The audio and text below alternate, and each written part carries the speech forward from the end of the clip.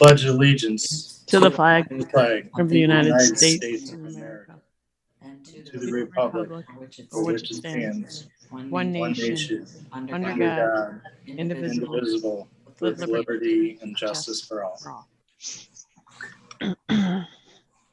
All right, Chelsea, welcome aboard. Thank you. We'd like you to officially take the your first roll call of council members. Sure. All right. So, Member Baranski, Present.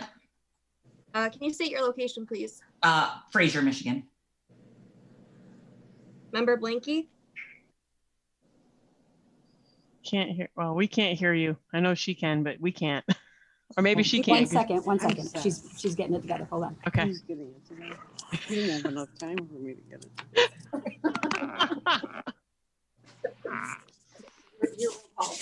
Okay. I'm sorry, Chelsea. Present. can you state your location? City Hall. Member Kolka, or I'm sorry, Member Carnegie. The mayor will not be joining us tonight. Member Kolka, Here, Fraser, Michigan. Member Lesich, Here, Fraser, Michigan. Member Shornack, Here, City Hall. Member Winowicki. Here, Fraser, Michigan. All right. And now we're on agenda item number 4. We need a motion to approve the agenda. I'll make the motion. I'll second. Okay, we have a first and a second. Chelsea, it's back to you. Member Baranski, Yes. Member Blanky, Yes. Member Kolka, Yes. Member Lesich, Yes. Member Shornack, Yes. Member Winowicki. Yes. At this point, I would like to make a motion to excuse Mayor Carnegie for I'll this second. meeting. I'll second that motion.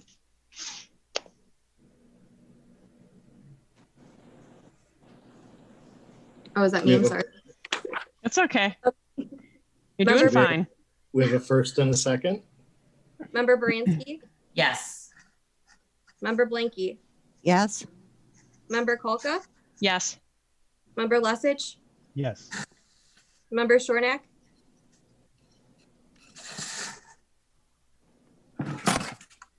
Say here, put me. Yes for me.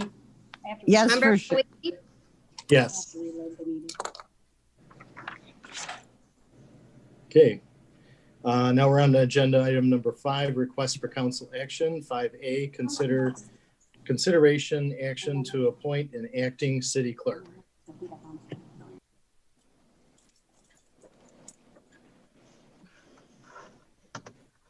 sorry, Mark. It's Mark. Or Amy. Sal. Well, at the last meeting, a motion was made and approved by the council to have a recommendation for an acting clerk during the interim period of time when we're searching for a permanent clerk. And it is our recommendation, mine specifically, and Amy Sell would concur, I am sure, that we appoint Chelsea to serve in this role for a host of reasons. She has been working in the office for the last 5 years. She has specific, extensive knowledge related to elections, which is a key part of the clerk's function, although not in the immediate future. But beyond that, Chelsea has been involved in the office and in many of the daily activities that the clerk's position is expected to fulfill. And in the last couple of weeks, been doing it excellently and on a full-time basis. So we have no reservations at all about recommending to council that Chelsea be appointed to serve in an acting capacity until such time as we can find a permanent clerk. So that would be our recommendation for action by the city council. Thank you, Mark. Councilwoman Blanky, you are muted. There you And go. that being said, it would seem like a natural direction to go into in our situation currently. And therefore, without any objection, I would like to make the motion to appoint Chelsea as the acting city clerk at this time. Okay. Councilwoman Baranski. Yeah, I just, I have no objection to the motion. I just want to make sure the language, does it make a difference whether it's acting or interim from a legal perspective, Don? To your question, Councilwoman Baranski, I think it does make a difference. Until we put somebody actually in the role of interim, we're right now just appointing somebody to carry out the duties, but not change positions at this point. Okay, so acting would be appropriate? Yes. Then I will second that motion. Okay, we have a motion and a second. Chelsea. Member Baranski, Yes. Member Blanky, Yes. Member Kolka, Yes. Member Lusich, Yes. Member Shornack, Yes. Member Winawiki. Yes. Thank you. Thank you, Chelsea. Yes, thank you, Chelsea. Item 5B, council to interview prospective Department of Public Works Director candidates. I see that we have Mark Ragsdale on board. Good evening, everyone. Good evening, Mark. Good evening.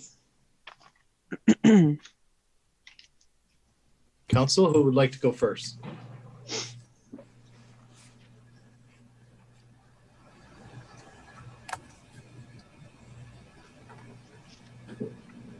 Okay, Councilwoman Kauka. Thank you. Hi, Mark. Thanks for coming out again. Absolutely. So just so that the residents are aware of kind of how we got to this point for tonight. We have been meeting in small groups of no more than 3, sometimes only 2 of us, council members, and interviewing a plethora of different candidates for the different jobs that we obviously are looking to fill. And today, obviously, as you can see, we're going to be bringing some of the top running candidates back for just some follow-up questions. Nothing, we don't plan to go into a ton of detail with regard to each of the different candidates, because the majority of us have had a chance to speak to each of the candidates at length. And obviously we didn't think it would be a good use of the taxpayers' time, because some of these interviews last quite a while, an hour and a half to 3 hours. I mean, it's for each of the candidates. So, and especially considering there's a lot of us asking a bunch of questions. I found it to be incredibly effective. I think it actually helped us in terms of just being able to meet collaboratively in smaller groups to interview the candidates. So with that, Mark, as I said, thank you for coming. You are interviewing for the DPW position, correct? Correct. And you have met with several of us already, correct? And answered tons of questions with regard to your experience level, your personality, and that sort of thing, correct? Correct. I've met with everyone except I have not got the pleasure of meeting with Councilwoman Blank.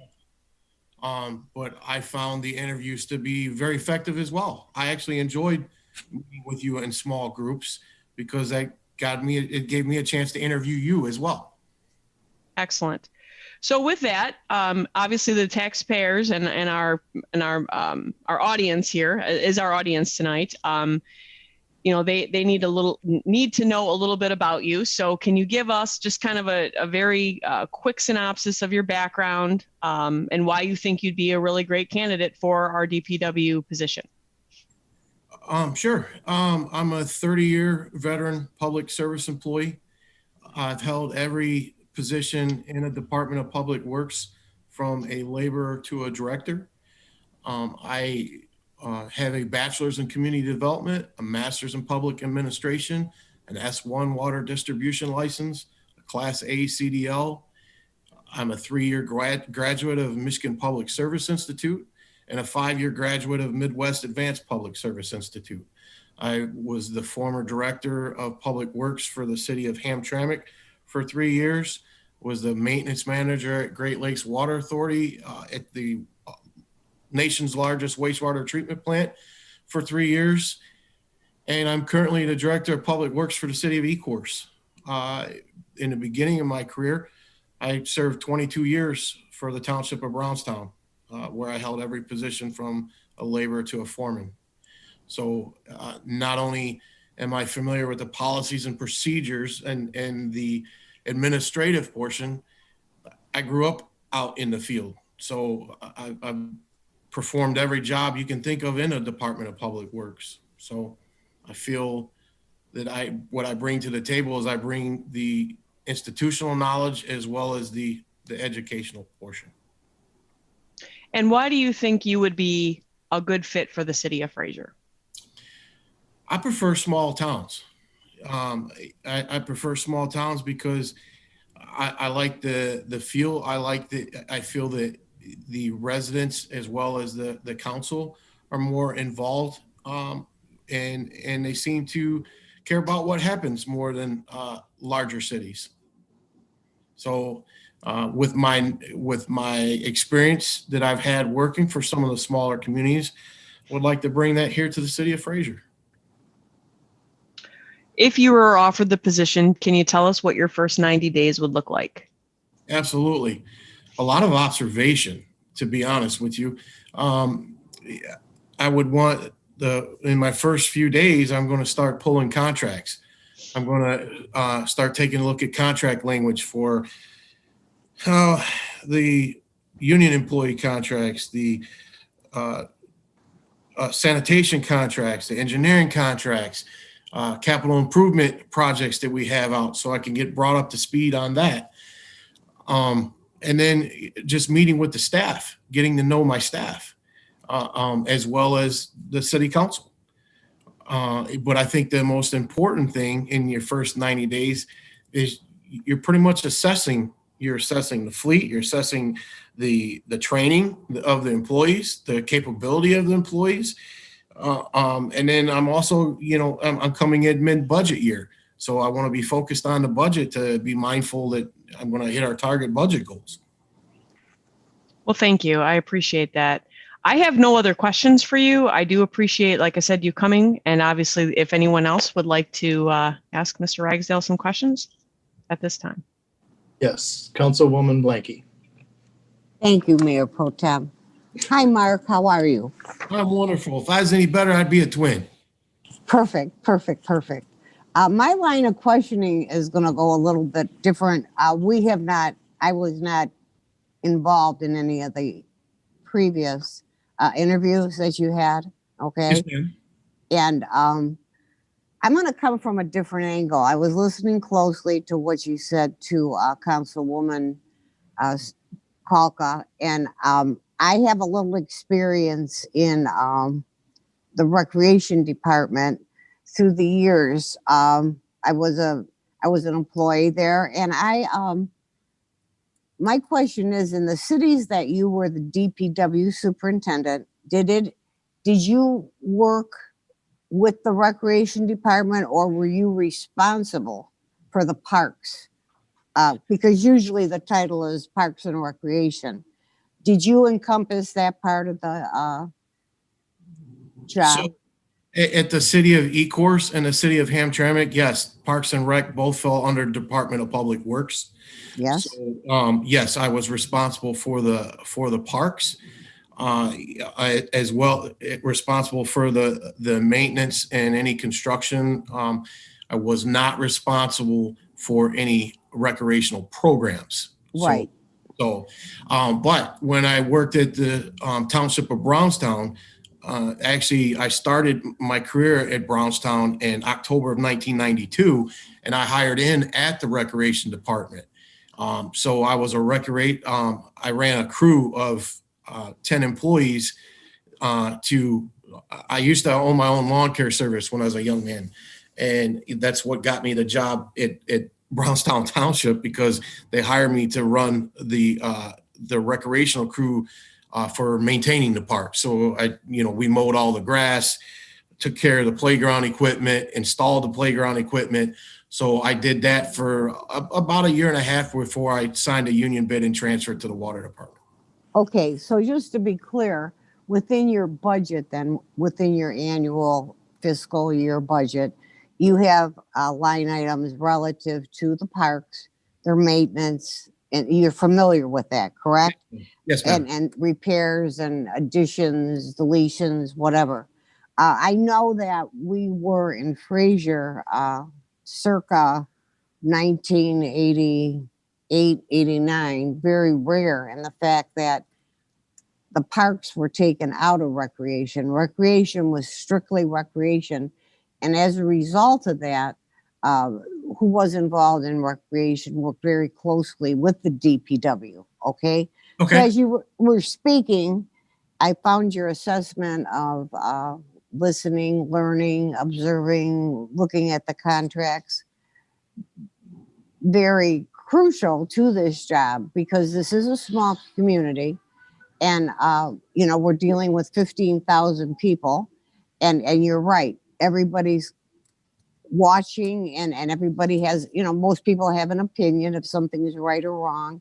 So it therefore doesn't become, well, it's not an occupational hazard, but it comes as a family type. It encompasses everyone under an umbrella. And I think that's good that you have that background in as much with the parks and you have that experience and also that you started in the trenches, you worked your way up, you have, experienced different tiers of the job. And I like that. And you've been in other communities. Am I correct in saying you're an E-course, correct? Correct. And you've been there how long? Since November of 2020. Okay. Do you live in the city of E-course? I do not. I live in the city of Dearborn Heights. Okay. And of course, well, I'm just going to go, that's another conversation, but I just wondered if you understand, and I'm sure you do, the politics as far as the structures of each city. Did each city you worked in, was it a city manager runs the day-to-day, and then the council, such as ourselves, we're here to make policy and procedure. Have you worked under that scope? Absolutely. That's the way it is with the city of E-course as well as the way it was with the city of Hamtramck. Okay. Things are a little bit different when you work for a township. Some townships have a township manager, some don't. At Brownstown Township, you had a strong township supervisor role. So the township supervisor and his deputy supervisor actually ran the day-to-day operations as opposed to a city manager. So Okay. familiar with both forms of government. Okay, well, we don't have chauffeurs or pensions. We're just, our role is to meet and again, policy and procedure. And do you have any questions for me, Mark? Well, you know what? If you don't mind, because I asked the other members of city council the same question, but what is your ideal candidate look like for this role? I'm going to use one word. Well, actually two. The first word I would use is care and be insightful and have initiative into what we need, that the property within the city, the detail, the landscape, the upkeep would take a lot of care, and that takes initiative, and it takes an interest in it. And the second thing that I would be looking for is experience, and certainly from what you've spoken about and what is in writing here, I believe you to have quite an extensive list of experiences. So thank you. I take pride in that. I'm sure you do. Again, we're always concerned about and you know this, if you were at the lower rung of the ladder, that, it's important, and you know that, the treatment of people, uh, uh, somebody new learning, being, again, caring covers a lot of things, caring about people. And I'm sure that's been part of your MO throughout your career. And that's what I'm looking for, Mark. I'm just, So, Councilwoman Blanke, one of the things that I do, especially when I come into a new organization to get to know the employees, I do lunch with the bunch. So I take a few employees out to eat, to lunch. I take them wherever they want to go. It's on, and I pay for it. And the rule is we don't talk about work. So we talk about anything but work, so that we get to know each other as individuals, not just a manager employee relationship. And I find that goes a long way, because they get to know you on a personal level. And you tend to have more respect for each other when you can meet on common ground and realize we have a lot in common. No, you're right. As fathers, parents, neighbors, exactly. Well, that's a good theory and a good philosophy. And then I would also add, you don't talk about politics or religion. You know that old one, Absolutely. right? Okay. Well, thank you. Thank you for your insight, and you take care. Okay. You as well. It was a pleasure meeting you. Same here, Mark. Thank you.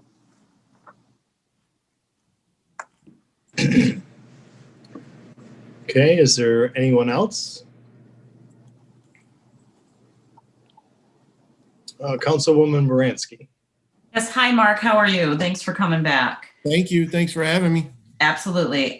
After meeting with the different groups that you met with, how do you see yourself fitting into the role of DPW superintendent here at Fraser?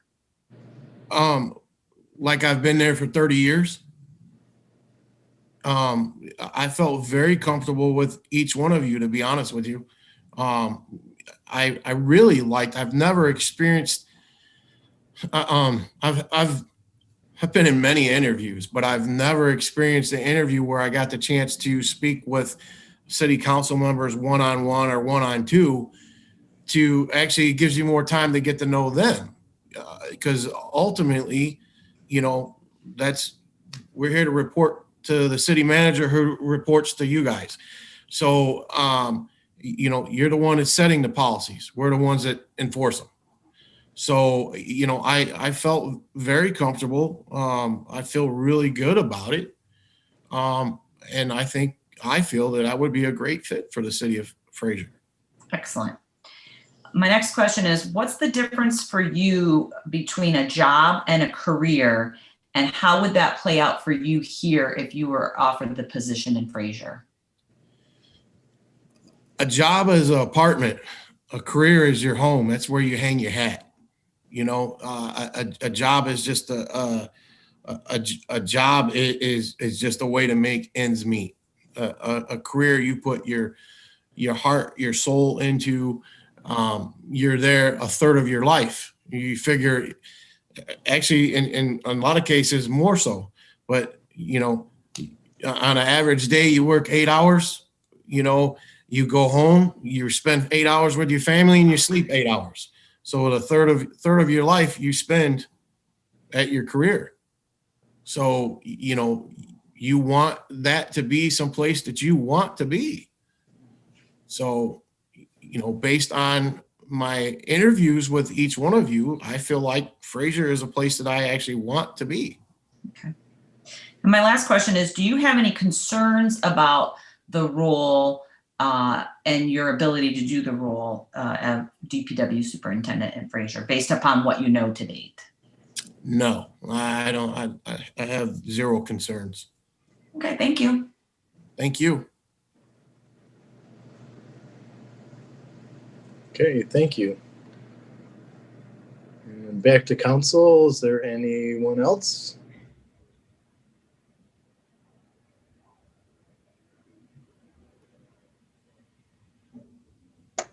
Okay. Councilman Lesage? Yes, welcome back, Mark. Can you hear me okay? I can.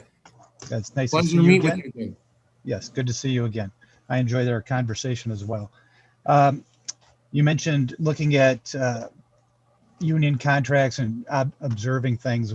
Would you be looking at like our water and sewer ordinance so you'd understand and know how to manage our water and sewer system along with rates? And do you have any experience in rate setting and budgeting in terms of people so that we ensure that we are aligning our costs for water and sewer into the water and sewer budget and other DPW functions into the other parts of the budget?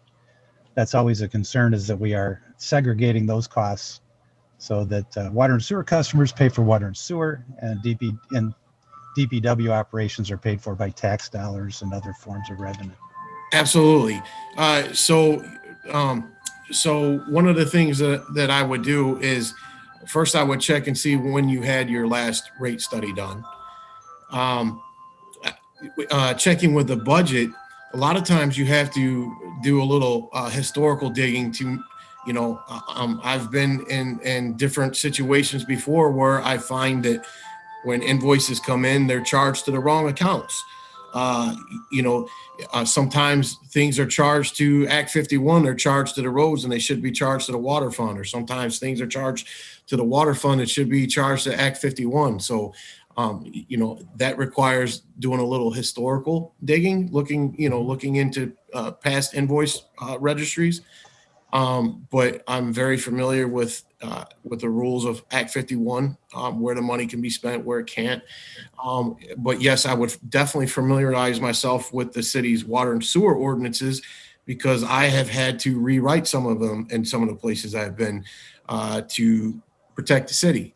And sometimes it may require something as simple as a letter from your engineering firm, because the water and sewer ordinance may say that the the responsibility is determined by the city engineer.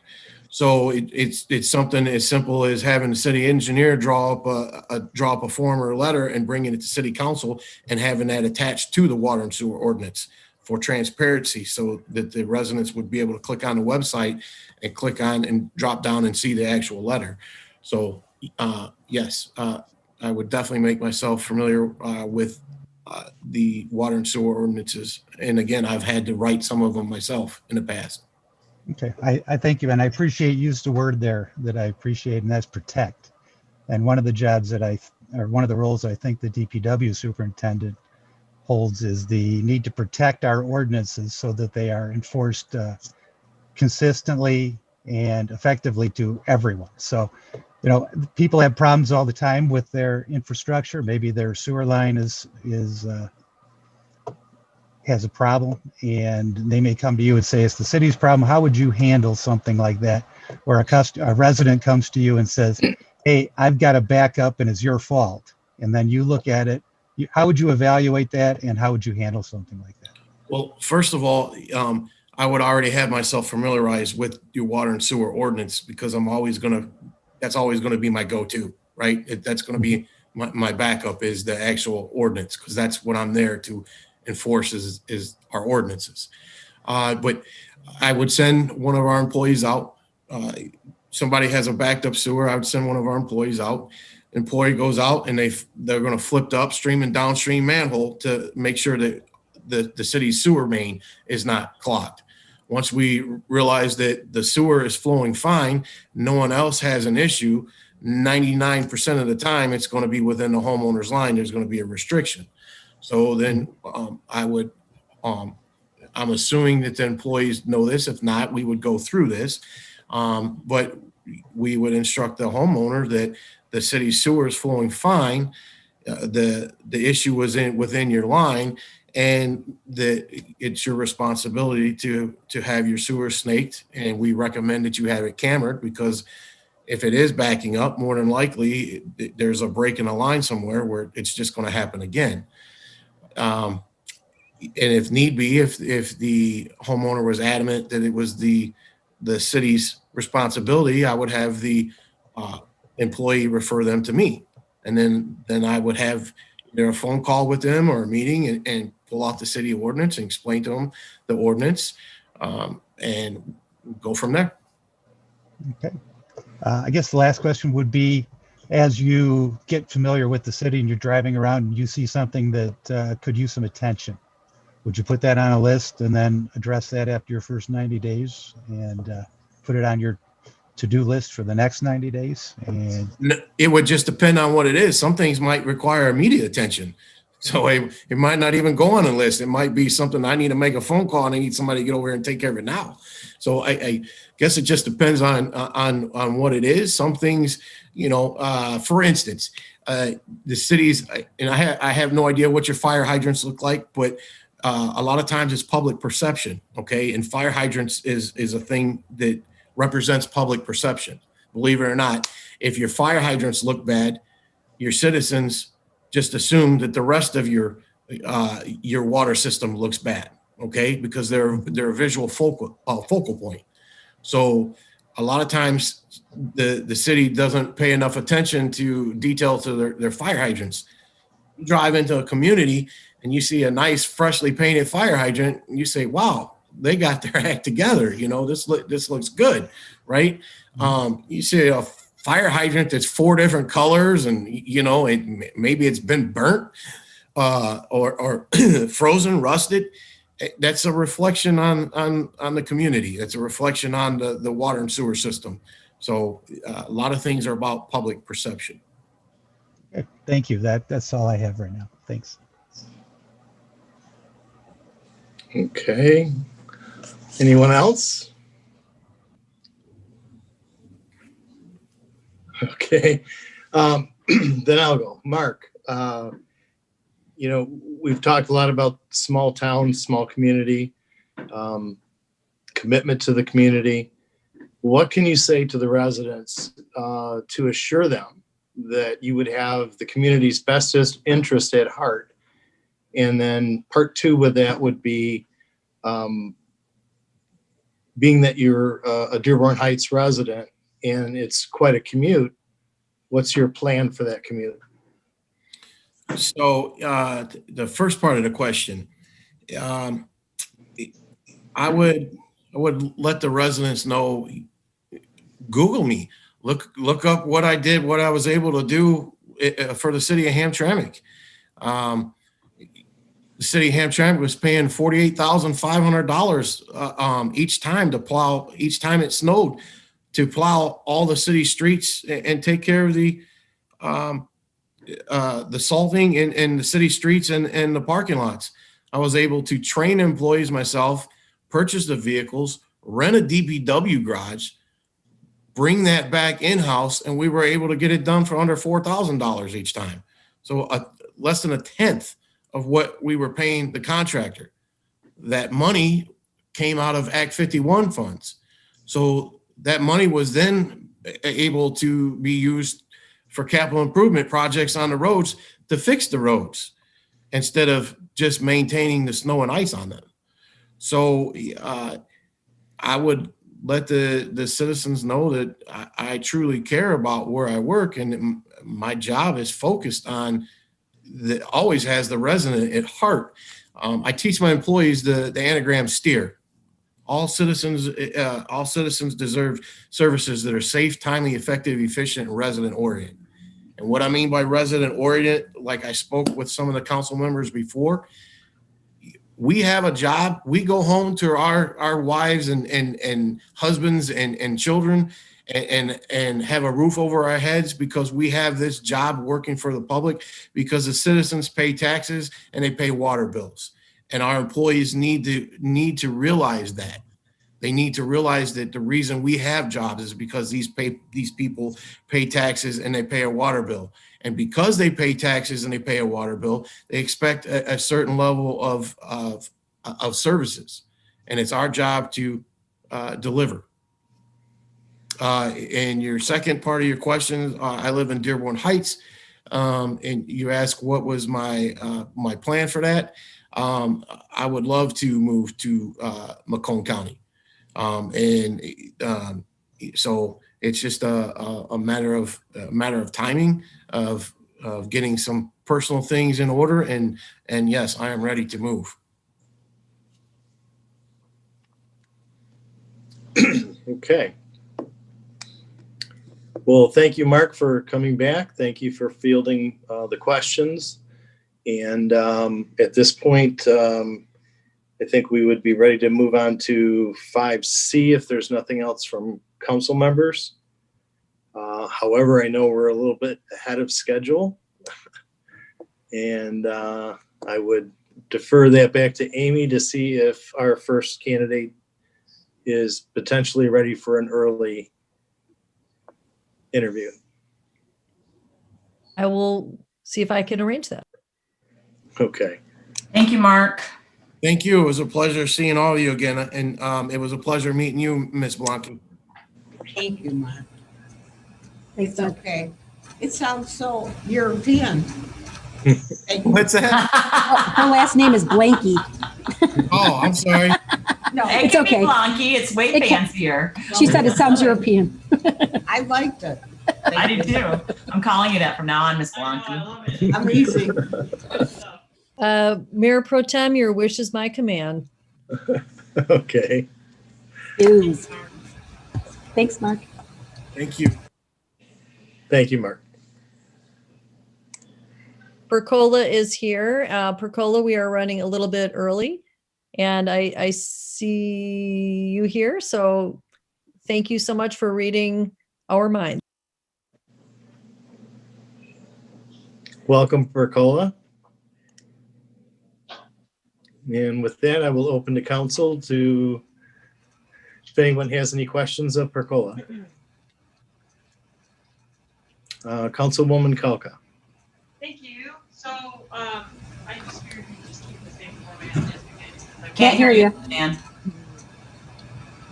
Can you hear me now? Yep. Yes. Okay, sorry about that. I just basically said that that we would. I raised my hand first because I went first last time. So just to kind of get things moving. Ms. Brooks, thank you so much again for coming tonight. Again, for our residents, we had, again, small groups of interviews with our candidates, and our top candidates are here tonight for the final, if you will, the final call. So I am going to ask you some questions. We've had, as you know, and just for the residents, we've had a lot of conversation privately.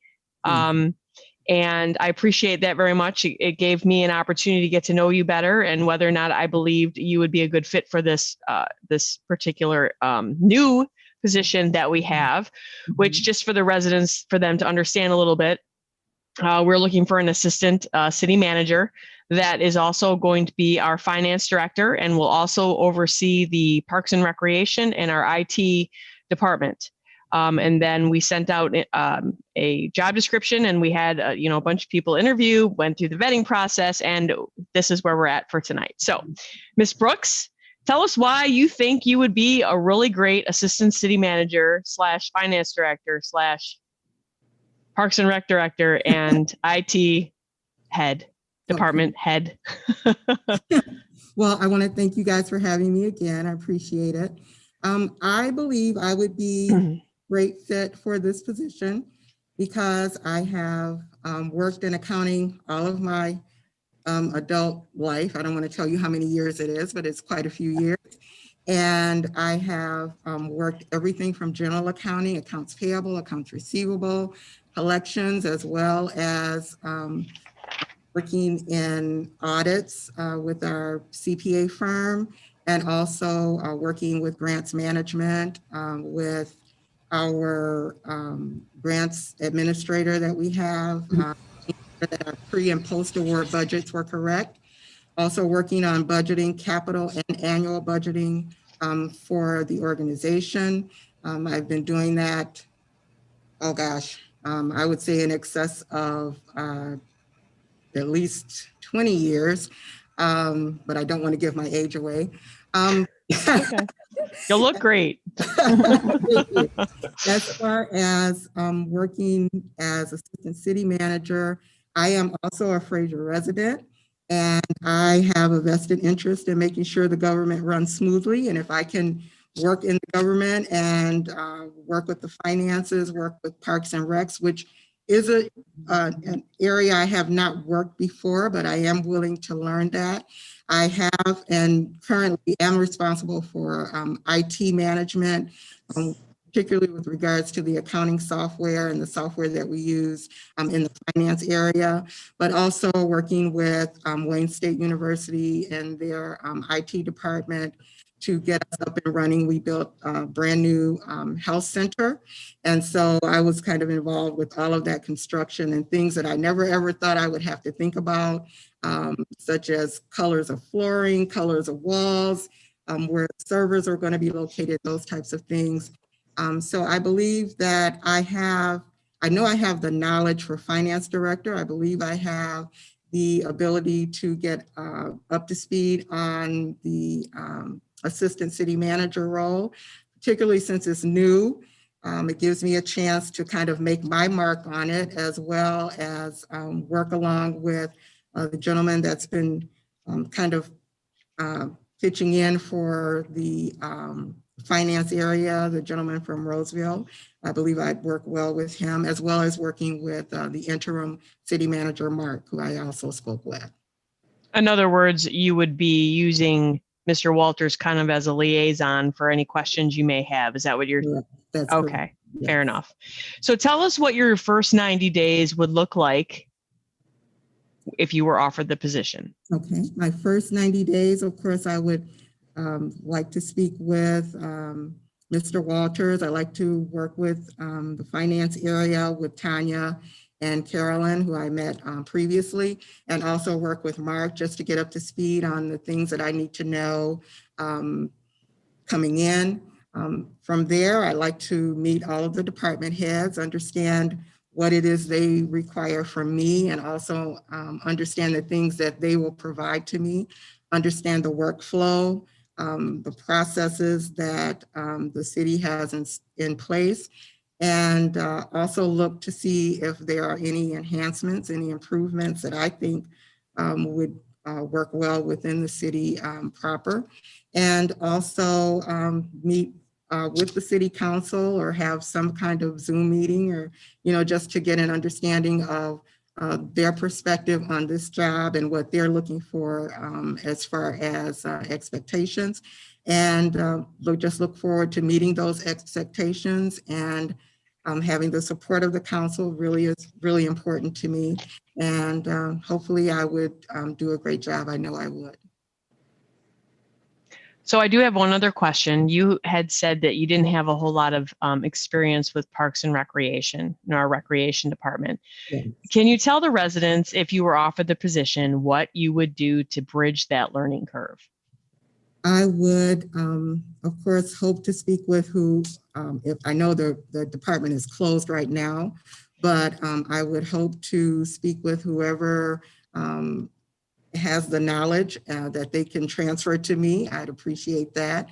And also get to understand what Parks and Rec actually does. I know they are responsible for maintenance and things with parks and things like that, but having not worked in that particular area, I'm not fully aware of all of the things that they would do. I'm sure there's more to it than that, I'm sure. And I'd just be willing to learn whatever I need to learn to get up to speed on that area. Well, with that, thank you very much. I'm going to pass you on because I don't want to monopolize your time. So thank you so very much for coming tonight. Okay, thank you. Okay, first hand up was actually Councilwoman Shornack.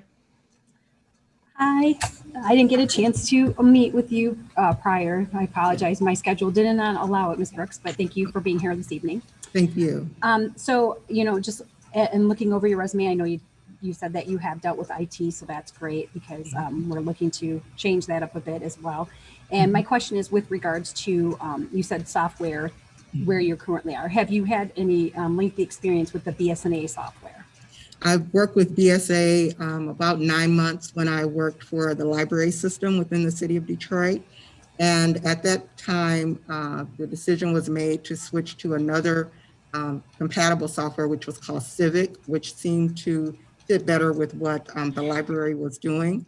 But I do have experience with BSNA. I know it's changed somewhat since then, but in my experience, accounting software is pretty much accounting software. It's pretty much accounting software.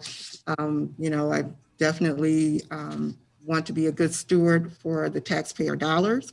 And I know BSA does that, as well as Civic. Civic also did that for us. So I feel I would not have a huge learning curve in that software at all. Excellent. So I know that over the last several years, they've discovered new parts of BSNA that they could integrate into our system to make things run better for the city. So you'd be more than willing to go if you needed to get training on these little subsets of BSNA. Okay. Absolutely, yes. Okay. And then my other question is, so have you done municipal accounting before? Just with the city of Detroit, when I worked for the library system, we were a standalone component unit. However, all of our financial information rolled up into the city's CAFR. So we did have our own audits for our endowments as well as for the library as a whole. And we also had city monitors, state monitors in, but all of that financial information had to be reconciled and correct so that it would roll up into the city's CAFR to be reported.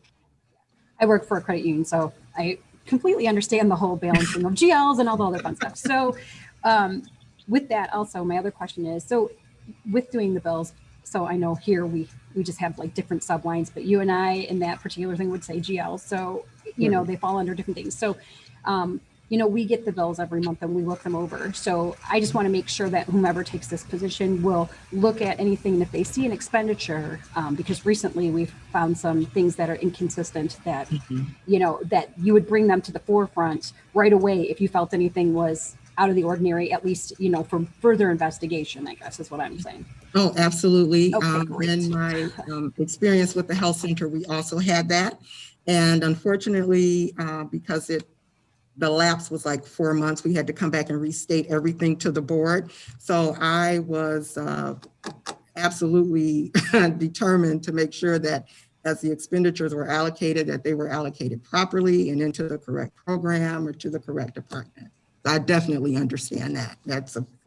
It's a big, excellent. Just because we get the looks, you know, we get the reports and everything, and it's broken down to so many subparts that it's like sometimes you're like, okay, and you know, there's not in BSNA, they're not able apparently to do a lot of detail into what the purchases are. So that always leads to a lot of questions and a lot of like, well, what was that for?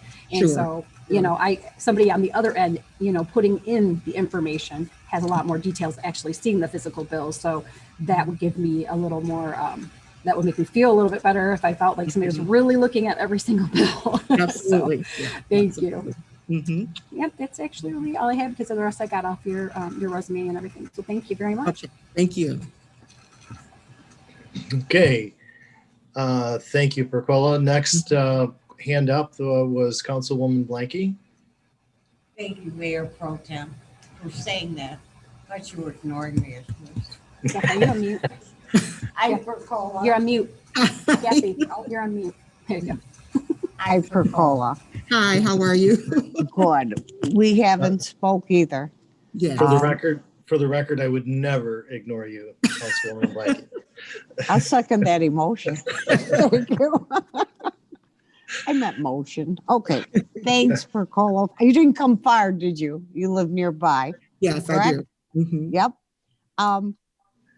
I myself was born and raised in Detroit. So you're making a big leap, right? From the municipality, right? Of course, I'm much older than you. I don't care about my age. I'm 73. All these gray hairs are well earned. So I'm not gonna play that. Yeah. And this is a beautiful town. I have been here 53 years. Okay. And it is just a beautiful town with beautiful people. Yes. Caring people. And that's the second time that I've used that word this evening. But it's just simply, that's the word. I mean, you could go on and on, but when you're trying to summarize everything, when I came here as a young woman at 20, I was like, wow, I'm in paradise, this is so nice and whatever, So that's, how long have you lived in Fraser? I've lived here 4 years. 4 years. So you know what I'm saying. Yes, yes. You I know found exactly. people to be very friendly, helpful if you need some information. Even coming to the city hall, I helped out quite a bit. And everybody was friendly, yeah. Well, that's you're sort of echoing what our wonderful interim city manager, Mr. Thompson, said, that he gets the impression that people here really care for the city. Yes. And he's mentioned that. And that's exactly right. He was exactly spot on with that. And it's very obvious to see. That being said, we need to get someone such as, the individual that will empathy, care, and you have great credentials, educational credentials. You have great experience. I would like to focus in on recreation because I have some experience there. I worked here for a while, and I just wondered, on the surface, and I mentioned this to Amy South the other day relative to the fact that someone with a financial background, and then we're asking you to initiate and to visit a recreation, type thing. But as you well mentioned, currently and temporarily, the department is on a sabbatical. Okay. Yes. And the whole world's on a sabbatical. But, absolutely. Right. So, yes. Okay. So anyway,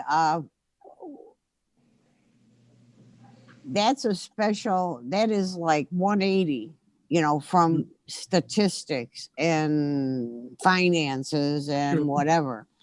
And at once upon a time, we had, everything was so much different, and that's not a news flash, but I see recreation, as a special things. And I will speak with this, again with others, but what do you see? Like, you're starting from the ground floor. So I guess what I want you to tell me, I don't know if you're familiar, if you have acquaintances or family that were in a recreation program. I do. What do you see as a starter? What do you see as something important there? Well, I actually do have quite a few family members who were involved with recreation in the city of Detroit. So I kind of have an appreciation for it. However, as I said, that was not something that I was immersed in as far as the positions that I've had. However, I do feel that, especially for young people, that the parks should be beautiful. They should be clean. They should be places that we want to go. And I feel that even though, people work in parks and recs, I don't think anyone was born knowing all of that information. It's something that you had to learn. And I believe I can learn it. I'm a very quick learner. I consider myself to be intelligent. And I think that with the proper training, I can understand parks and recs just as well as I can understand an audit. Audit was not something that I was born knowing either, so I had to learn that.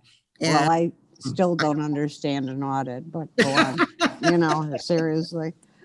But I believe it is something that I can focus on and work on, and working with other members of the city that would be willing to help me understand everything that goes into that. I think I would be a good fit for it.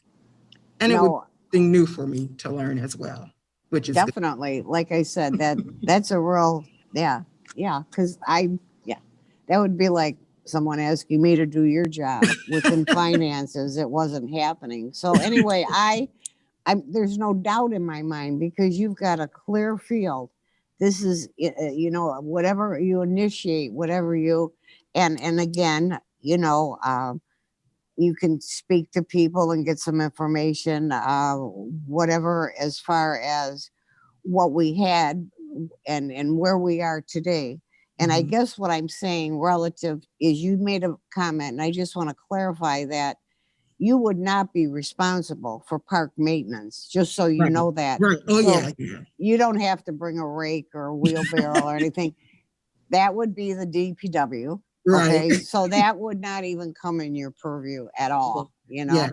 So it's just more, you know, seasonal social, you know, at this point with the COVID, we can't have any kind of contact sports or anything and whatever. And so, yeah, seasonal. And it's just, and I don't think you have to learn it, not to underplay the role.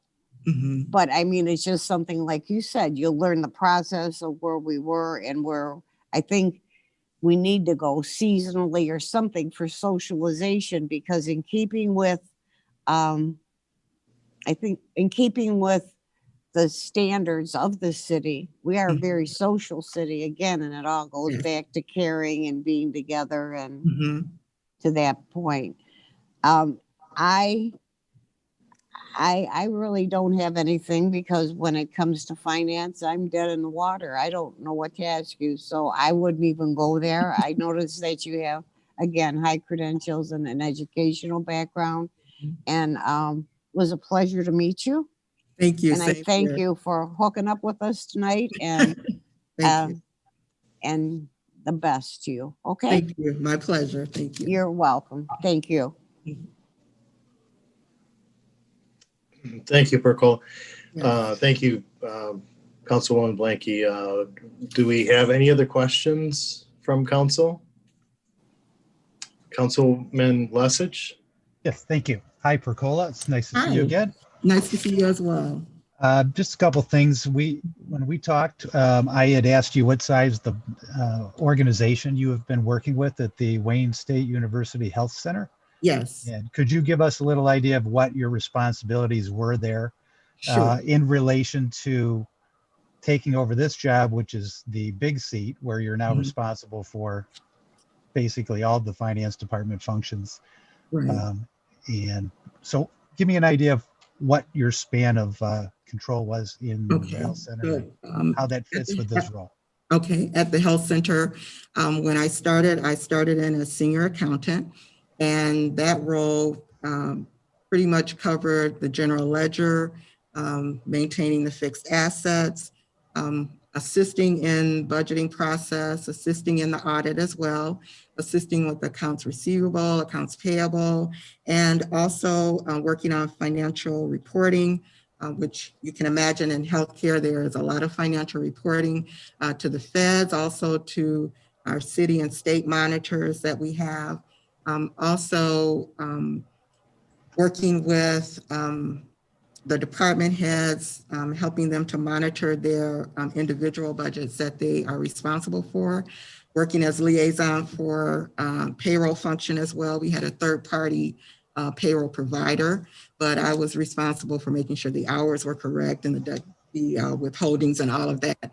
If there were any change in deduction, all of the things that go into HR. So I was responsible for that as well. I was then promoted to assistant controller, which was a higher level, but still working more closely with the auditors, working also more closely with budgeting, working with Wayne State's budget team, because again, all of our information has to roll up into their financial reporting as well. And working with, again, with the department heads, but doing more of the pre and post award budgeting, just making sure that the amount of money we ask for generally is different from the amount of money received. And so then just making sure those allocations were proper, were correct, working on the financial statements for our board meetings.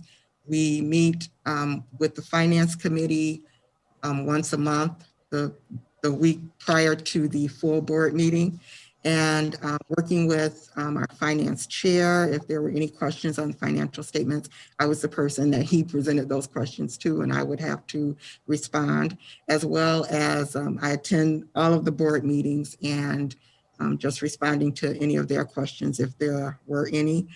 Also during the variance analysis discussion, if there were variances within the budget, making sure that the board knew why those variances occurred, if there was a one-time occurrence or if it's something that I expected to recur. Working on cash forecasting as well to make sure we had money to carry operations forward.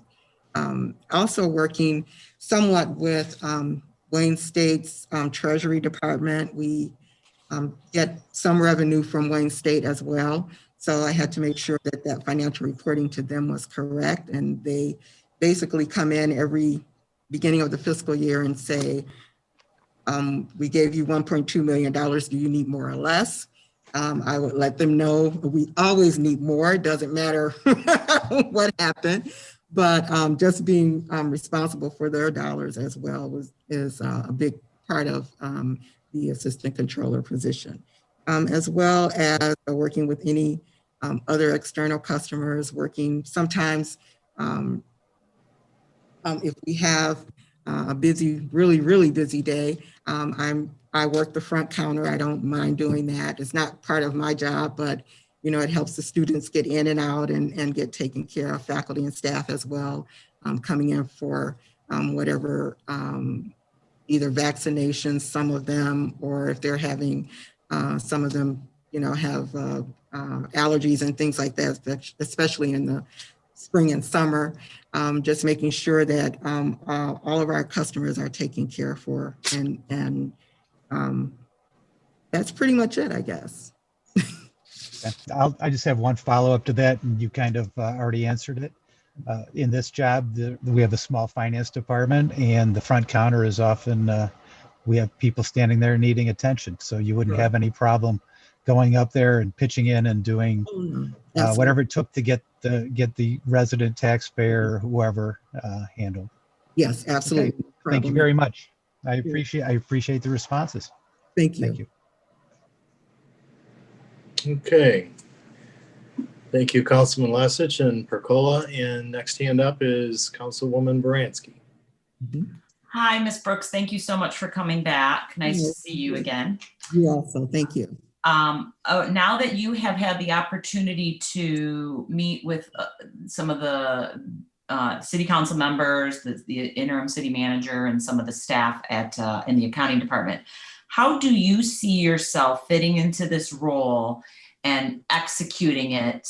It's a new role, and now that you've had time to ruminate, I think it's been 2 weeks since we met, or a week, I can't even remember now. How do you see it playing out in your ideal scenario? Well, ideally, I would come in, as I said, learn the workflow, learn the processes that are in place, and understand how all of that information would flow to me as on the finance director side. On the assistant city manager side, just working with Mark and making sure I understood his methodology, understand if he sees that there are some enhancements that could be made, that I could assist in those as well.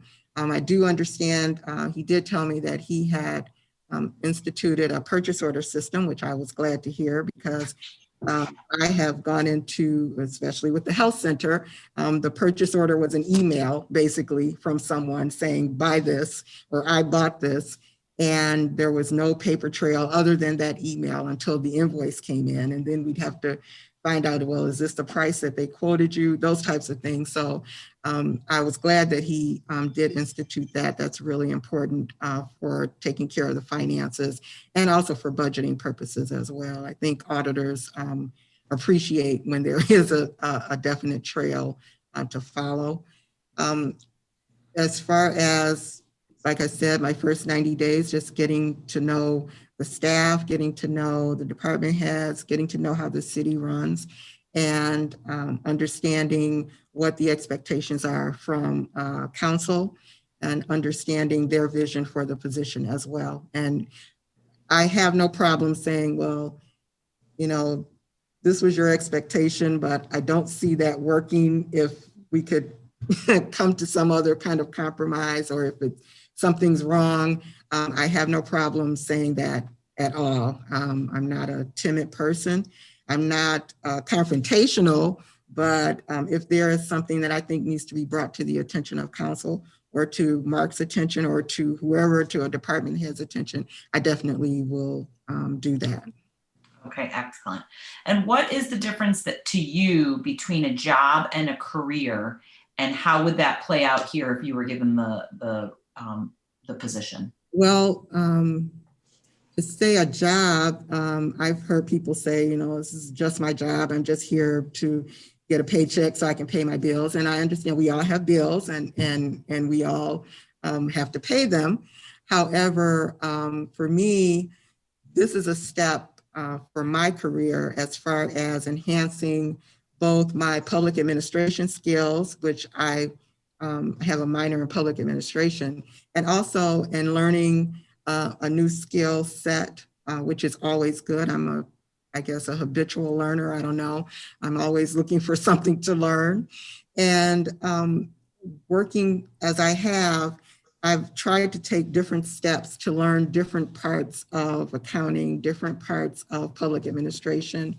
And I feel that as a career choice, accounting was just something that I could do, even from being in high school. And I remember my accounting teacher saying to me, "Oh, you're really good at this.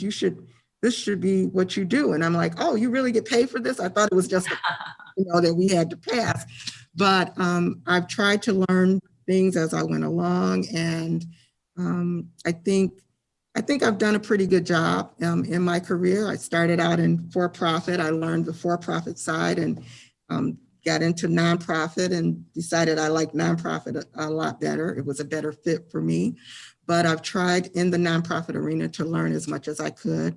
And it is my career. I've been in it for many years, and just hope to enhance my skills. I'm currently studying for my certified managerial accounting certification. Hopefully I'll pass that in June. And so that will be something else I can add to my career choice, and just enhancing my skills is really important to me. Excellent. And my last question would be, now having heard from us individually about how we envision this new position, and I'm assuming we all kind of have a different vision for it. It kind of just, I know when Mayor Pro Tem and I interviewed you, it was like a blank slate with a lot of creativity and vision and anticipation. Do you have any concerns about the role as it's been defined to date? I don't have any concerns. I appreciate, though, the expression of support from the council. That's really important to me. It sounds like you guys are all kind of on the same page as far as how you want the city to move forward. And that is really important to me as well, because I have been in situations where it seemed 3 people wanted to do something and then 5 other people wanted to do something different. And so you kind of walk that fine line and you're like, well, we can do some of this and then we can't do it all.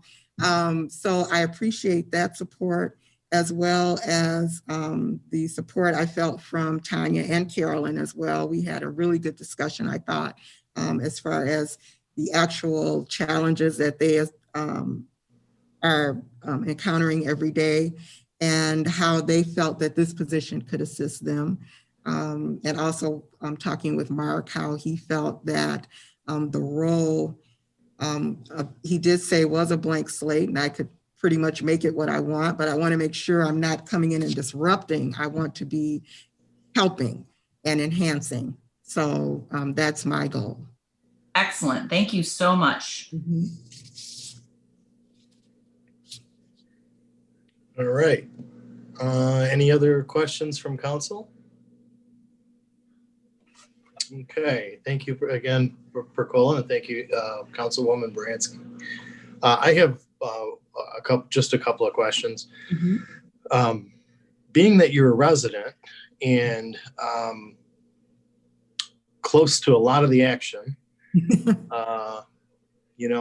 as we're all residents too, and being that this is a very small town, how would you see yourself handling, oh, I don't know, say a visit to Meyer and running into a resident and having a bunch of questions at that time?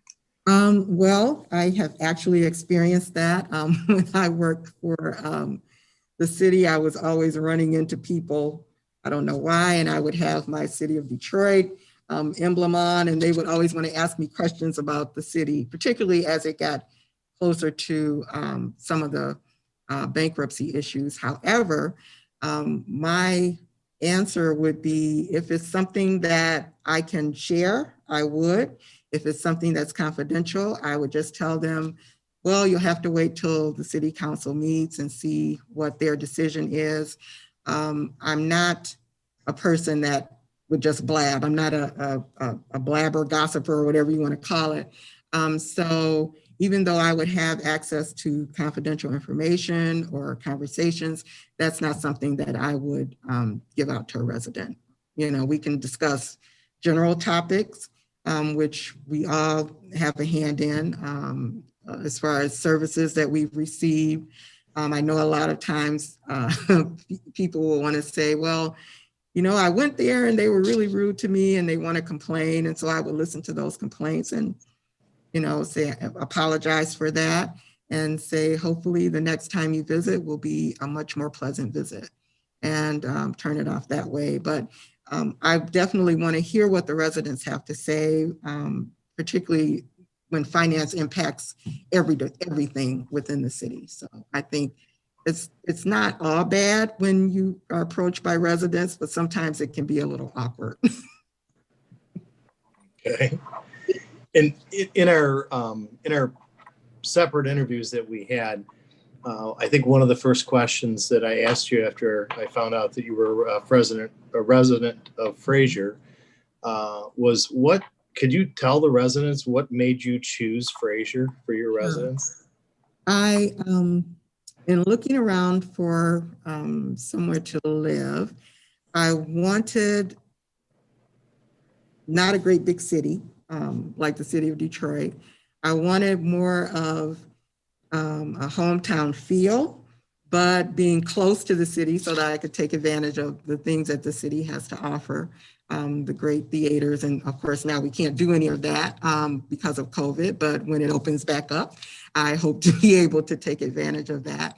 But I found that the people here, like I said, even coming to City Hall, were very helpful, very informative.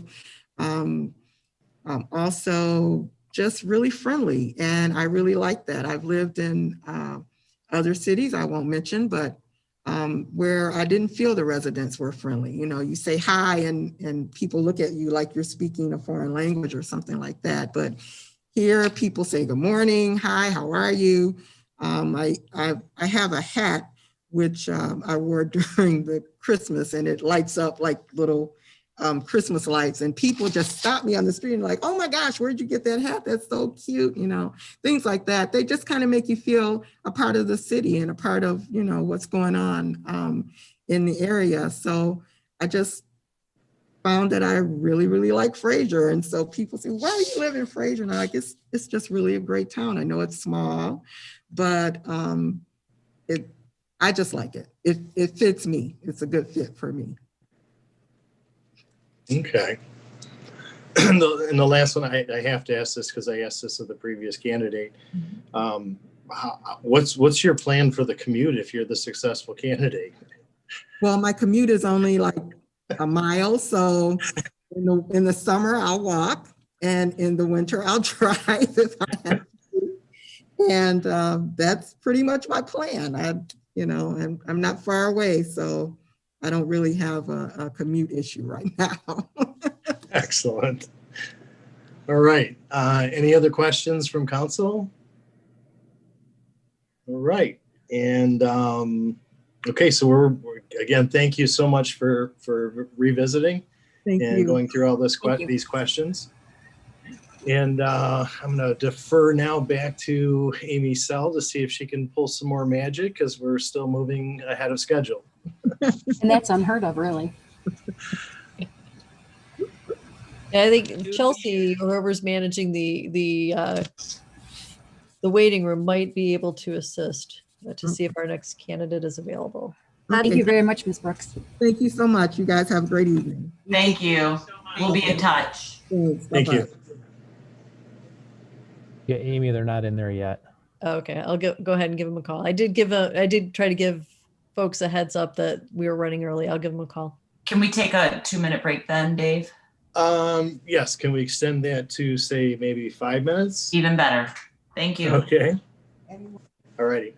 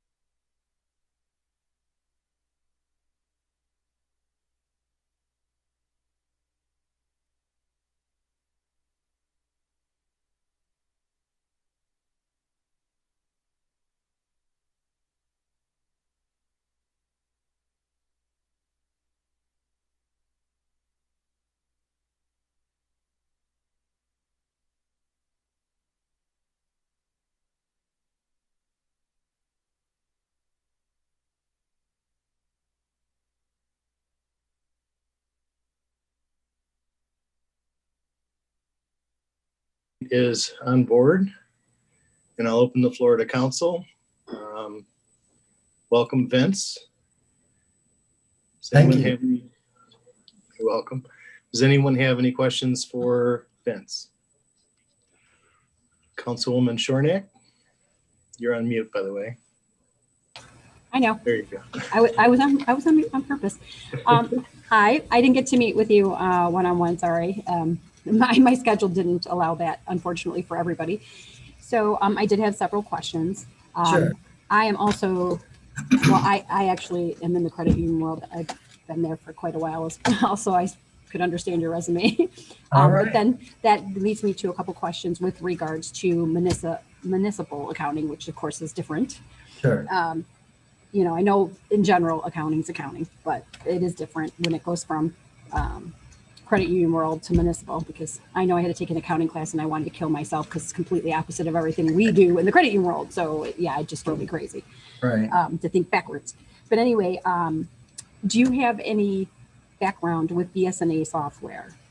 And No, I don't have any formal knowledge or working knowledge of BSNA, but I did go back and read I read up on it. I pulled up their website. I looked at their tutorials and took sort of a training program, if you will. I looked at their videos. So I'm actually pretty familiar with what I saw out there. I understand it's a Windows-based application.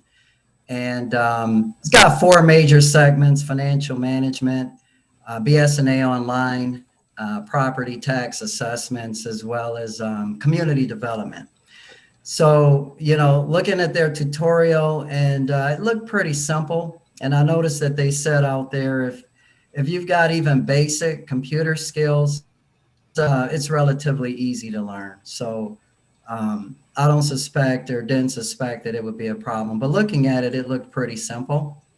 And with my auditing background, I looked at a whole host of different platforms and software applications. So I don't suspect that would be a real, issue for me to learn.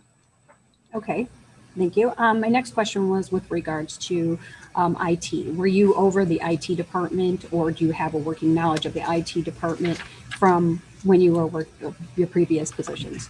Yeah, I have a working knowledge of IT, but I was never over IT. The credit union had a CIO, or Chief Information Officer, so they handled that. But I was involved with IT when it came to Graham Leach Bliley audits, and I'm sure you're familiar with those, as well as Sarbanes-Oxley, certain audits that we had to do to make sure that we were in compliance and that the IT infrastructure was strong enough to support the credit union.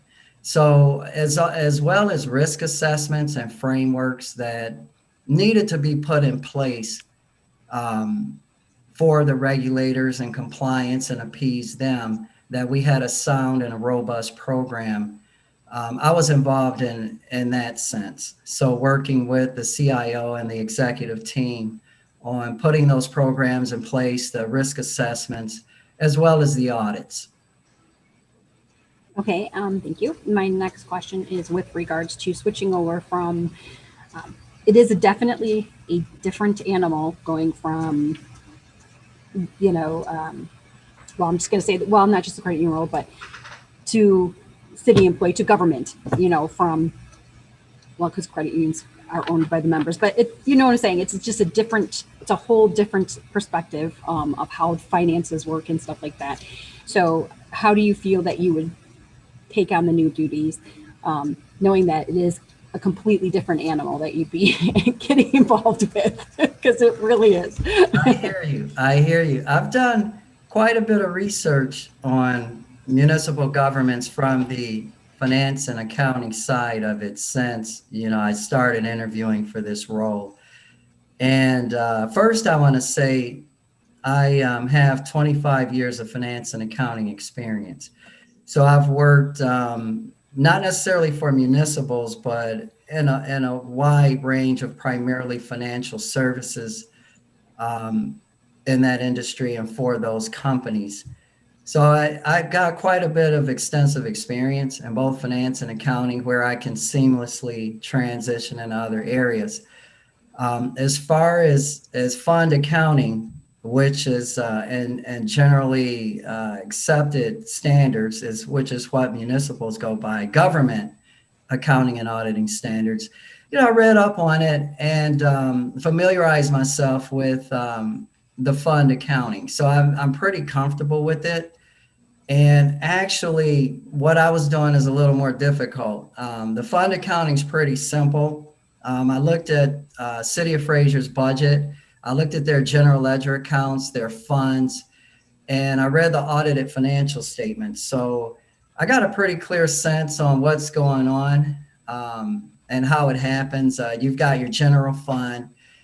You've got your special revenue fund, your debt services fund, you've got your internal services fund, and your agency fund, which is like a fiduciary. So looking at those funds and looking at the audited financials, I got a real clear sense on how it works, how your budgeting process works. And I suspect that your BS&A online program, it will account for all of that. So that software is capable of accounting and record keeping and tracking those particular funds for those categories. So you're right, it's different, but with my experience, 25 years in finance and accounting, I don't see that it will be a problem for me. Excellent. Okay, so, and then the next question. So, I mean, obviously, in the credit union world, we refer to them as GLs, and I know Right. they're GLs here, but they have like about 60 different sub accounts under each GL. So, moving forward, I mean, obviously, if you looked over our financials, you know that we've enacted the PA 33 because we are grossly underfunded. So, I would hope that you would have a plan. If you were hired, get initiated, and you would have a plan to figure out how to help us without the PA 33 to move forward, getting armors and our OPEB all caught up and everything like that, although that's going to be a hefty duty. And also that you would be looking at the bills when they come in, if you felt that something was out of a line, that something wasn't, you didn't think it was the correct amount, or you had questions, because in BS&A, when we get the reports, we get the financials every month. So if we're looking over financials, if there's like a large amount, it doesn't give you enough room in there to put specifics, like what it was, like, oh, we had to, replace an engine on a car, nothing like that. So I would hope that if something came across, since you're going to see the actual bills, that you would either, obviously go to Mark, or you would let us know, or you would, it would raise some bells and whistles. Would you feel comfortable coming to council and saying, hey, I think this is an expenditure that should have not happened, or anything like that remotely? Absolutely. And I dealt with, I worked in an executive team, and also as the CFO, from my prior position, I reported to the board of directors. So when it came to the financials and finance and all things finance, I attended the board meetings and I reported, relevant matters. So in my position at Advantage One, I managed the accounting department directly. I had a staff of 6 under me, and that was part of it. It was a full service department, and part of that was bill paying and general ledger work, as you say. But looking at the bills, I approved every expenditure, every bill that came across, I signed off on. And so I'm familiar with looking at bills and understanding costs. I'm very good, I believe, at identifying cost control. So working in the capacity of a controller, so to speak, and controlling and keeping the costs down. If I did see something that was out of whack or out of line, I would not hesitate to communicate that. I'm big on communication, and that's not something that I would hold back. I would definitely let Mark know or the council know, whichever was appropriate, and then go from there. Thank you.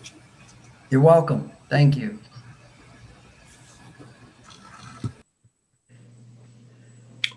Okay, thank you, Councilwoman Shornack, and thank you, Vince. Opening the floor back up to other council members. Any other questions? Councilwoman Blanking. You are on mute. I sure am. Thank you. Hi, Vince. How are you? Very good, very good. How are you? I'm fine. Is it okay to call you Vince? That's okay Yes. with you? Okay. Vince is fine, thank you. You're welcome. Thank you. You're aware of the other branches of this job, so to speak, right? The Yes, tier. I am. Yes, I understand it was Parks and Recreation that came with this, as well as senior services and also IT. From my Right. understanding. I didn't notice anything, and possibly I missed it. Do you have any experience at all? I mean, I've been listening to your words. You have an executive background. You're strong in communication, which is excellent. And then you mentioned us as a council and Mark. My question would be, if you take that down, to a bigger scope, not a lower scope, a bigger scope, have you had any job experience or life experience where you worked with the public? Yes, I did. In former jobs, I worked as an account executive, so working with the public in that sense. But I also volunteered. So I was okay. involved with Habitat for Humanity back in the day in Monroe, Michigan, Parks and Recreation in Northville. Okay. And also working with Brownstown. The credit union was in the city of Brownstown. And Brownstown put on a number of community events, and sometimes the credit union sponsored those. And so it afforded the opportunity to work with some of the Brownstown officials and leaders that put on these events. And what they were family events in the community. So like Family and Fun Day. And Advantage One would sponsor that, and we would volunteer our services and go out and pitch in, and it was a lot of fun. So in that sense, from a volunteer perspective, I did work with the public, and in terms of officially managing in that capacity, obviously I have not. No, and I wouldn't expect you with your background. Again, that's coming around again, trying to mesh together finance with recreation. And that's not to say it can't be done, because recreation is no more than what you just discussed. It's a common sense, social, caring type of a situation, where a volunteer situation, that's the first step of recreation and socialization. So I have no problem with that. We have we're kind of like in a situation where our Parks and Rec, and it's not parks, that's really a misnomer to tell you that. It's just the recreation department. Okay. As far as the parks and the maintenance and the budgeting, the staffing, so on and so forth, that would be handled by the Department of Public Works. Okay, so you can erase that part of it. So recreation then is at a standstill, and just like in life, everything's cyclical. 20, 30 years ago, we had thousands of children enrolled in these programs. We hired many people. It survived for many years after that. We had, we had a technical world. I mean, this is just obvious with the computers and whatever and so on and so forth. Then you have a less of a need. It's all about, it's cyclical. It's just what the kids are into. They don't, it's a different thing. So what I believe we're offering you then is, one of my colleagues said, it's like a blank canvas, okay? And you could create it from whatever level you want to start to create it. I have a few ideas for it, but I haven't yet, not ideas, just, how can I say this? Where we could kind of, we're going to need a central point, but you're going to be in that center of how far. What you just said as far as gatherings and so on and so forth. That's what I think that's the kind of town this is, in as much as seasonal things. They like to celebrate things, Christmas, Easter, Halloween, so on and so forth. So since you're starting really from ground zero on this, that would kind of be the level. What do you think? I mean, just for the heck of it, what would be one of the first things you would do if you were offered this? And to be fair, in that question, we do have a recreation commission. Okay. Yeah. So my question to you would be, what do you see as initiating your newfound career in recreation? How would you do that? Well, that's a good question, Kathy. And Thank you. think that coming in, I did read up on that on your website. I do understand you have a recreation commission. I think you last met February 2nd, if I'm not mistaken. You're absolutely correct. And Yes. notice you talked about I think it's a booster program, and you talked about farmers market. Right. What I would do is come in and first I will want to meet with that commission. Because coming in, obviously, as you say, I'm coming in with a blank slate. I don't know. And, Right. and what I have to do is come in and gain the intelligence so that, I familiarize myself with how the operation works, how recreation is functioning. And then that's where the ideas are formulated and you go from there. So I think the first thing I would do is come in, familiarize myself with the parks and recreation, look at what it is because my understanding is that commission represents the citizens. So they're going to represent their concerns. And so I need to understand what their concerns are. Right now and right off the bat, you've got COVID. So I'm thinking that's why you say you're at the standstill. So that's probably a big one. And things aren't really opening up until, probably more vaccinations and that sort of thing. But in the meantime, you're right, we could still have planning and talks around it. But my thing is to come in and familiarize myself with that function, with that division, and then talk to the commission and gain the knowledge and the information and go from there. That's a good answer that you Thank gave my question. You're welcome. The people that are on the commission are residents. They have a vested interest with their children and in what they do. I think it's a good rounded commission. I think that they have the best interest of the city. It's an advisory board. So you would still be within your position making the decisions and whatever relative to that. They would be an advisory board. I'm impressed with your emphasis on the fact that you're willing to learn. I realize this is a whole different galaxy for you. It has to be, but you appear to have a good initiative, a good drive. You're volunteering, and it's a common sense type of a situation. It's social. It's more social to create an experience, an ambiance, a gathering, that kind of thing, which is pretty much mirrors what our community is like. So I think that's what, once the COVID goes away and we have more of a freedom there, we're a very social town. And I think we would need a place to meet and communicate with each other type thing. Absolutely. Very simple, very simple. Yes. So I just wanted to touch on that, Vince, because you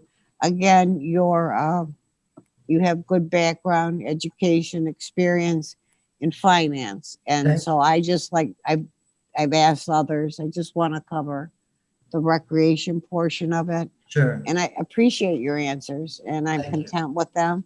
So thank you for taking the time to answer my questions. Thank you very much. I appreciate that. You're very welcome. Thank you. Thank you, Councilwoman Blanky, and thank you again, Vince. Opening back up to council, and it looks like Councilwoman Baranski has her hand up. Hi, Vince. Thanks for coming back. Nice to see you again. Thank you. Great to see you. Yeah, and I'm going to ask some different questions than I asked last time, just to mix it up a little bit. Okay. Now that you've had the opportunity to meet and interact a little bit with both the staff as well as several members of council, and have a better understanding of, at least on paper, what this position is that we are envisioning, how do you see yourself fitting into this role and working at the City of Fraser if you were offered this position? When you say, how do I see myself in the role, in terms of performing in the role, or what? Yeah, just like, you know, where do you see your strengths? Where do you see your weaknesses? What do you look forward to? You know, just. Right. I would say, coming in, I would want to, again, I'm big on communication and interaction. So I see myself, I think that I would say this role is, as assistant city manager, it's going to be a rather visible role. So it's not one where many jobs, you know, where you're a finance chief or vice president of finance or accounting or what have you, you're in back office. And so you're kind of stuck. How I see myself in this role is it's got to be more visible. And actually, that's what I liked about this position. And I had mentioned that to Amy Sell and I believe a few of you council members, that I like the challenge. So, you know, I've done the finance and accounting bit, like I say, quarter of a century. What I liked about this is actually there's other functions involved, as far as the parks and recreation, as far as managing IT, as well as senior services. So I like that. That tells me it's going to be it's going to be rather visible, that I'm going to be working interdepartmentally, if you will.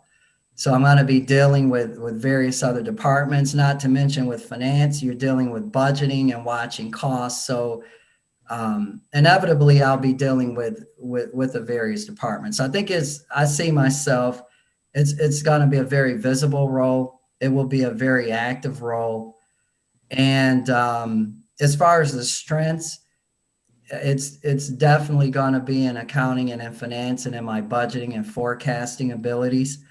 And we talked about that last time, but 16 years of budgeting experience there, and then managing the costs. So as far as the any weaknesses, rather than call them weaknesses, I would say things that I could strengthen or improve. Obviously, coming in, I've never worked for the city before, but learning the policies and procedures, learning the nuances of the regs, the regulations, and certain compliances. And you're going to know that I'm going to learn that through looking at the policies, the procedures, and that sort of thing. So I would say that's where I would need to familiarize myself and strengthen myself more, is in that area of just learning the ins and outs of the municipal government, the laws, the bylaws, the regulations that are required, because it's a little different from the credit union. Does that give you any concern in terms of the learning curve? I mean, it's similar, but yet totally different, the regulations, and how do you see your learning curve in that capacity? Well, I am a quick study and a quick learner. And so I don't see any issue with that at all. I believe that I'll come in. Obviously, there's learning to be done, and I believe I mentioned this the last time in the last interview, that it's going to happen from day one. So I think the question then was, what will you do in your first 90 days? And the first thing is looking at the policies and procedures, familiarizing myself and learning those. And I had said interacting with my own staff and direct reports, as well as other departments, letting everyone get to know me. And through that interaction and communication, you're learning an awful lot. But coming in on day one, the first 90 days, it's about policies, it's about procedures, it's about bylaws, and it's about regulations, it's about laws. And so that's what I'm going to be doing. So I don't see a problem with that. It's just part of the learning that, will have to be done. And I'm a quick study. And so I actually embrace that, and I look forward to it. Do you have any resources or networks that you could reach out to in terms of municipal contacts or experience? In my job, I'm constantly reaching out to peers and colleagues to ask about, experiences or things like that. Is that something that you're comfortable doing? Oh, absolutely. I did that in my last job, but of course, as you said, that's a different industry. In this particular instance, definitely Mark Ragsdale is a very great resource. He's a gentleman who has a wealth of experience. His career is in public service and municipal, so he would be a great resource. As well as I know there are people who again worked in Brownstown. So when I spoke earlier about the community development and whatnot, the family fun days and the events that we put on, I got to know a few officials at Brownstown. In fact, one of them was a board member. And then there was another official who left Brownstown and went to Pontiac. And so I know him. And so actually I do have, and then I live in the city of Livonia. And so Livonia would also be a great resource. So, and it starts from there. And of course, as I get in it and begin to function, I'm automatically going to meet, like any industry, there's a circle of people, and I'm going to meet more and more people and then grow from there. So networking is what you're talking about. I do believe in that. And that shouldn't be a problem at all. Awesome. And then my last question is, what's the difference to you between a job and career, and what do you see this position at Fraser in terms of your life experiences and goals? That's a good question. A job is a particular, it's an activity that you do that you're paid for. So it's a particular function and you're paid for it. A career to me is who you are. It's who you represent. So as an example, my career has been finance and accounting. And, I am a finance chief. That's a career. I work in finance. A job would be a bookkeeper or an accounting clerk or what have you. But as a finance chief, I could go anywhere. That's a career. It's not just a job. And so as an example, in this position, I am transitioning from banking into municipal government, but I still retain the finance chief role, if you will, because that's my career. That's one of my primary duties in transitioning to the City of Fraser, is I'd be a finance chief. I was a finance chief in my last job. So I'm going to take that with me wherever I go. I'm doing the same functions ultimately. And it's who you are. So career is who you are. A job is what you do, and you're paid for it, a particular function that you do. Awesome. Thank you so much. You're very welcome. Thank you. Thank you, Vince and Councilwoman Baranski. Opening the floor back up for any additional questions from council. Councilwoman Blanky.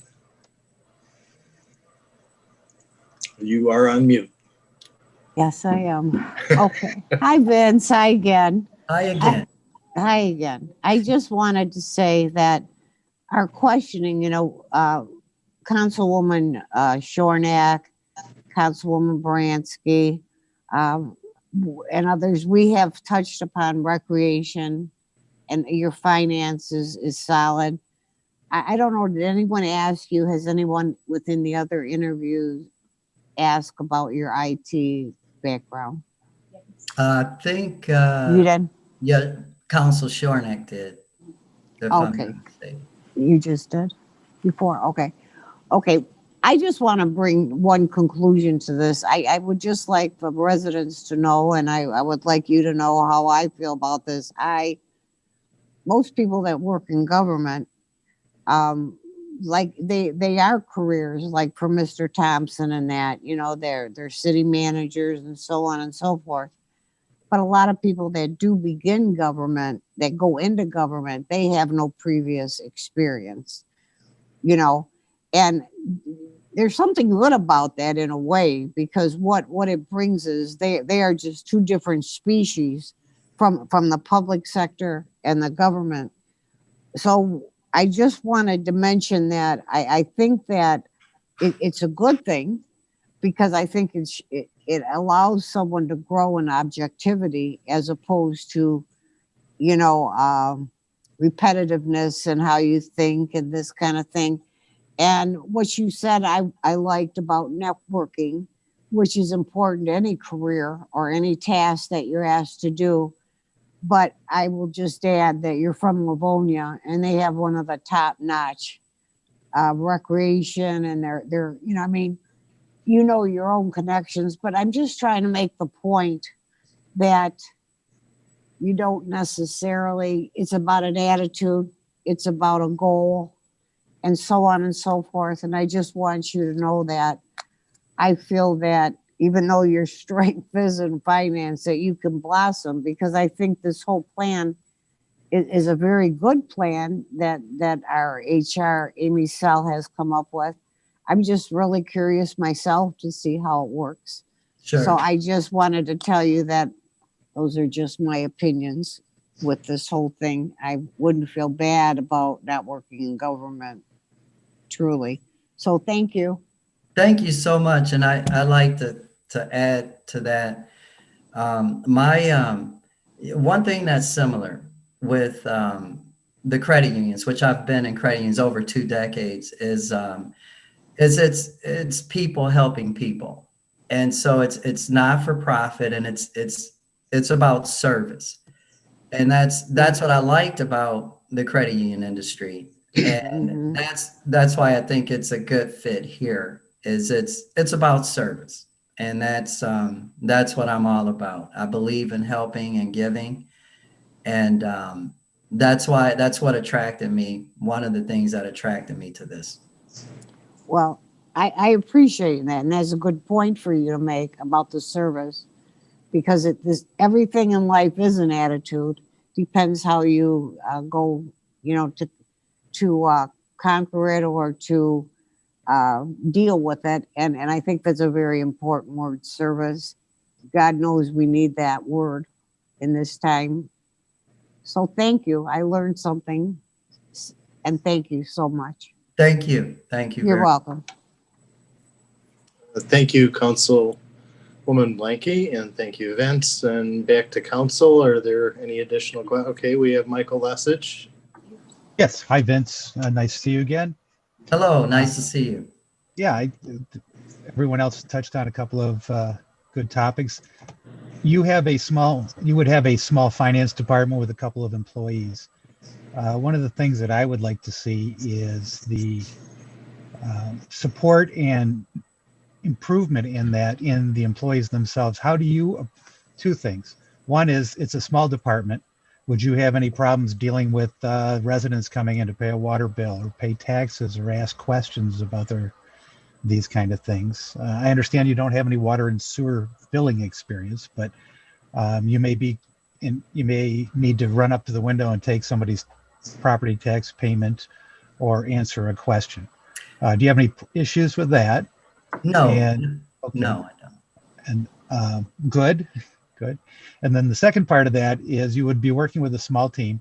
How would you work with them to improve and cross-train their skills and basically help them become better employees and improve their job skills themselves? You mentioned that in your resume that you believe mentoring is important. How would you approach that? That's a good question. It's leading by example and engagement. So coming in, the first thing I would do is observe how the department is functioning, because I'm going to be looking for efficiencies. I'm going to be looking at working smarter and not necessarily harder. So I'm going to be observing. I'm going to come in and I'm learning.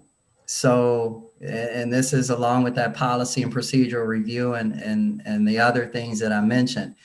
So I'm watching the department, I'm learning how it functions, and, you know, I'm monitoring the staff. And within that, my style is a coaching style. It's an educational style. It's a mentoring style. It's a sharing style. So when I come in and as I'm learning how things work and I'm looking and maybe this could be done better or this doesn't maybe make so much sense, then it's a team effort where I'm pulling the team in and we're having conversation meetings about what it is, the activity or the job process or what have you, how it's working. And I'm going to be making suggestions for improvement. To me, efficiency is a direct correlation with cost and savings. The more efficient and productive you are, the more cost effective you are. And so that's critical, especially in today's environment. So I'm going to be looking for that. I did that at my last job where I increased efficiency, and that was in the resume, by about 65%. And I first got there and I'd never been a CFO before.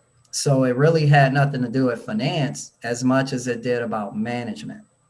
And coming in and noticing that it was a good department, strong, but it was not as efficient as it could be. And so, you know, working with them and training them on all aspects of the job, cross-training, if you will, I increased efficiency about 65% and developed a spreadsheet and a model to measure their efficiency to make sure we stayed on track and that we were as productive as we could be. I'm going to bring that same concept to, or I would bring it to the City of Fraser's finance department, where I am looking at what's happening. And I talked to, in my interview with Mark Thompson, the two, I believe Tanya and I believe it was Carolyn, had sat in on the interview. And I talked to them a little bit about, I asked them, well, what are you looking for from me? If I were to come on board, what are you looking for? What would you like me to be able to do for you? And they said, manage us, you know, just come in and manage us, be there, support us. And it's funny you say that, you know, about taking the payments, because I believe it was Carolyn that actually said, sometimes we have payments that, you know, we get a backlog of customers. And, you know, would you have any problem going up and taking, you know, the payment? And that's typical of, you know, a smaller function where you have less employees. And I told her, absolutely not. I'm a roll up your sleeves type of manager. I believe in that. And you lead by example, and that's how you gain credibility. So when I come in, I want to lead by example. I want to do things like that. I'm not a in your office with the door closed type manager. I'm going to be walking around. I'm going to be monitoring, because that's how you learn. That's how I'm going to learn how that process function, where we could cut some corners, work smarter, not harder, and save some money. And when the staff sees me walk up to that counter and take a few when they're backed up, I'm going to gain even more credibility, because now they see me as a leader and they're willing to listen to you. Now you've got buy-in. And with that, you know, I plan on using that to then begin to coach. and to educate and to bring the skill, the 25 years of skills that I have in finance to them. And it can't help but to be successful, in my opinion. Thank you very much. You're welcome. Thank you. Thank you, Councilman Lesich. Thank you, Vince. And I believe the next hand up was Councilwoman Kalka. Yes. Hi, Vince. How are you today? Oops, hold on. Sorry. How are you? Whoops. Very good. How you doing? I'm doing good. I don't have any questions for you because I know we had a very detailed interview, and everyone else has already asked all the crazy questions and you've answered them very well. So I don't really have any questions for you, but I wanted to thank you for coming and thank you obviously for this whole process. So thank you. Thank you so much for having me. Okay, I just have a couple. Vince, what would you tell the residents would be a good reason that you're the best fit for this?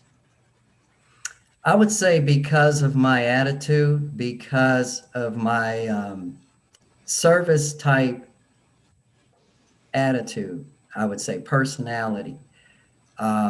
Coming at my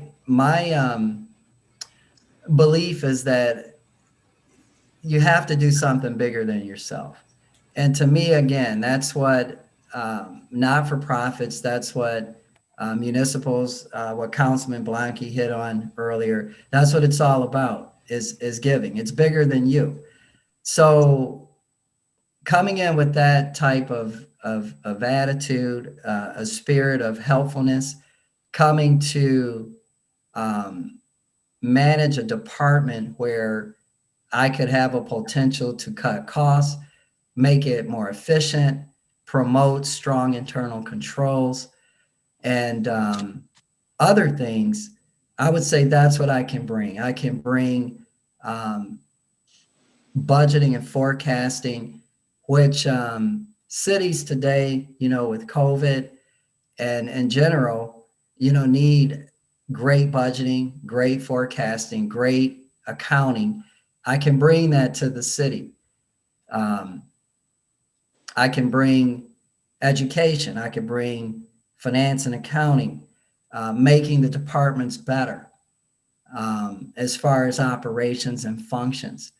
So, and I'm willing to listen. So coming in, as far as what we talked about on the recreation side, I will want to hear what the commission has, what the residents have to say. I'm interested in that. And I'd be looking forward to, pushing that agenda forward, whatever that is. But overall, coming in with the service mentality and utilizing my education and my experience to help push the city forward and to take it higher. Okay. In the spirit of consistency, what would your plan on your commute be? Being that you're in Livonia and we're here, what would your plan on and commitment to commute be? Oh, that the commute, it would not be a problem. It's about just over a half hour, I think around 35 minutes. So my last job, the commute was roughly about the same. It was about 32 minutes from where I lived, and I commuted every day for 16 years. So, that's not a problem. The average commute's probably about a half an hour in the Detroit area. So to me, that's an average commute. So the straight over, 696, and I'm there in just over a half hour. It's not a problem. Sure. All right. Well, again, thank you so much. I did see that we had our final candidate on board. Now I don't see him. He's in the waiting room. Yep. Okay. All right. All right. So I think all of council has addressed you, and again, I thank you for coming back. And at this point, I don't have to ask Amy Sell to do hocus pocus magic because we have our next candidate already on board. So. All right. Thank you Thanks very for joining much, us. everybody. Thank you. Thank you. Thank you, Have a good Vince. evening. Thank you. Thank you. Not that any of you at home care, but Bisbee just brought a heater in here because it's that cold. Can't you turn the furnace up? He's tried so many times. No. We got financial problems, but not like that. Right? We have not, this has not worked since they It's installed. 50 degrees in here Swear and to God. Chelsea's in the other room. Chelsea's in the other room with the That is phone. just not Turn it right. all the way. Just turn it all the way. No, Bisbee did that, but Bisbee just brought a portable heater because that's how cold it is in here. That's gonna Well, freeze the it's pipe. warm in here. Yeah.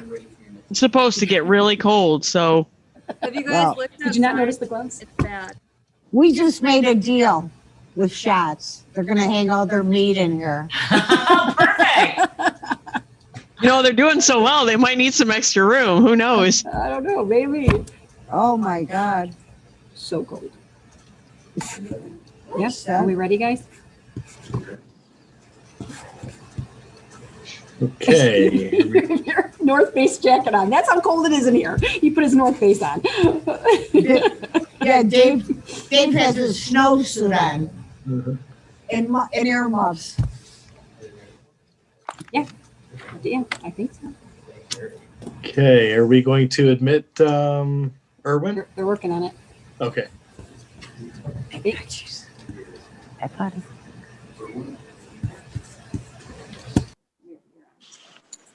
Gotcha.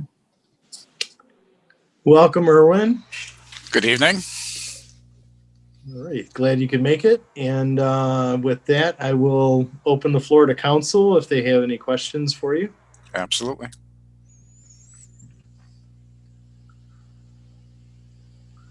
And it looks like first hand up is Councilwoman Shornack. Hi, thank you for joining us.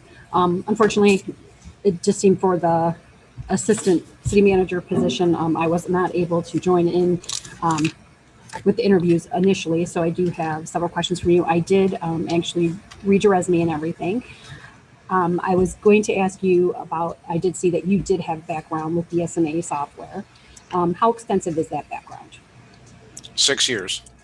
Fabulous. Okay, so you feel that you know like the ins and outs of it and everything, because I know our last financial director, he knew a lot, way more than the one prior to that. So I'm hoping you'll have even more knowledge to make things a little more, bring it into 2021, because there's a lot of things that are still kind of antiquated here. Sure. I actually implemented the BSNA with 2 municipalities down in Florida. Not the only 2 modules I didn't have experience with were property tax and utility billing, because in Florida they're handled by county. The individual cities don't do their own billing. So, but that aside, general ledger, payables, purchase orders, cash receipts, miscellaneous receivables, building permits, business licenses, I know all those modules. And so you would feel comfortable about learning the others, because we do our own taxes and we do have our water bills, and our former director did initiate our water bills to be electric, or not electric, automated, so they can come into, you can get them via email, so we can save some costs there as well. Fabulous. So as far as your IT background, since you'll be overseeing that as well, obviously we're still kind of moving forward and trying to figure out what that's going to look like, because it's going to be different than what it has been here. How comfortable do you feel doing that particular part of the job?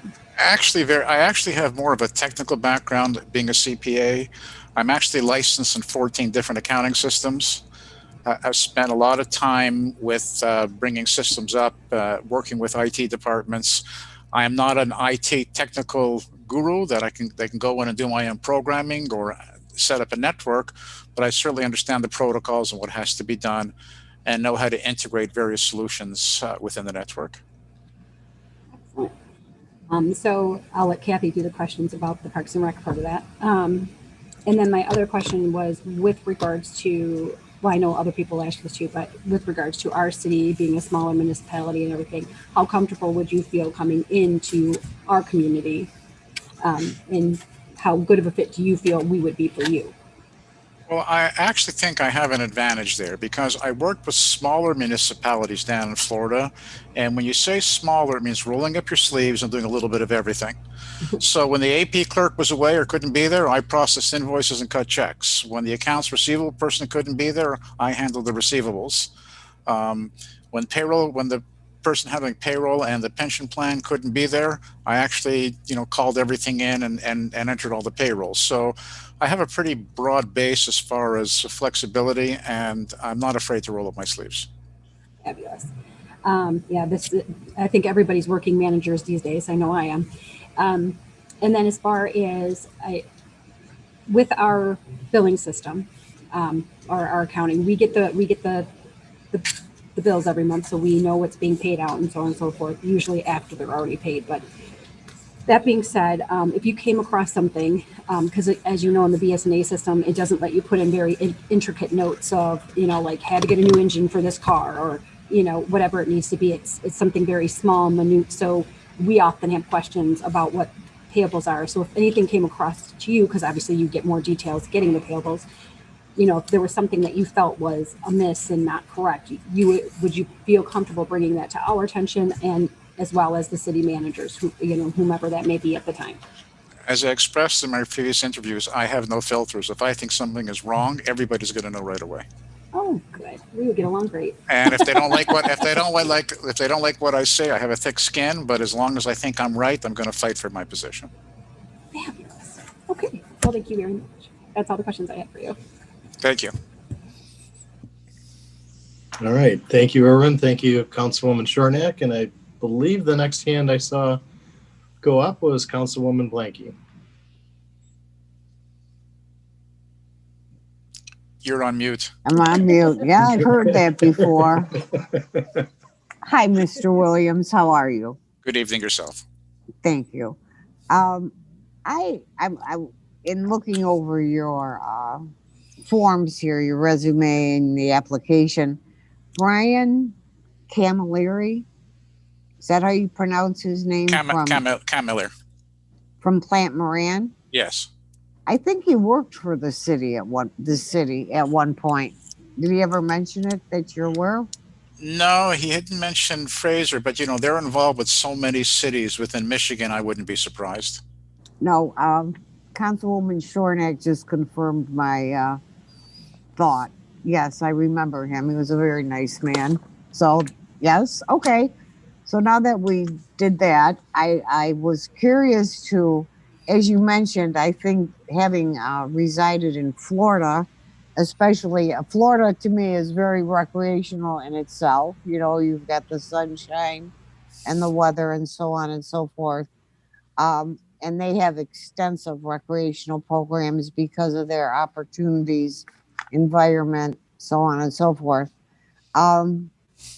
We at one time, like everything else, how everything changes, the thing you can depend on happening. And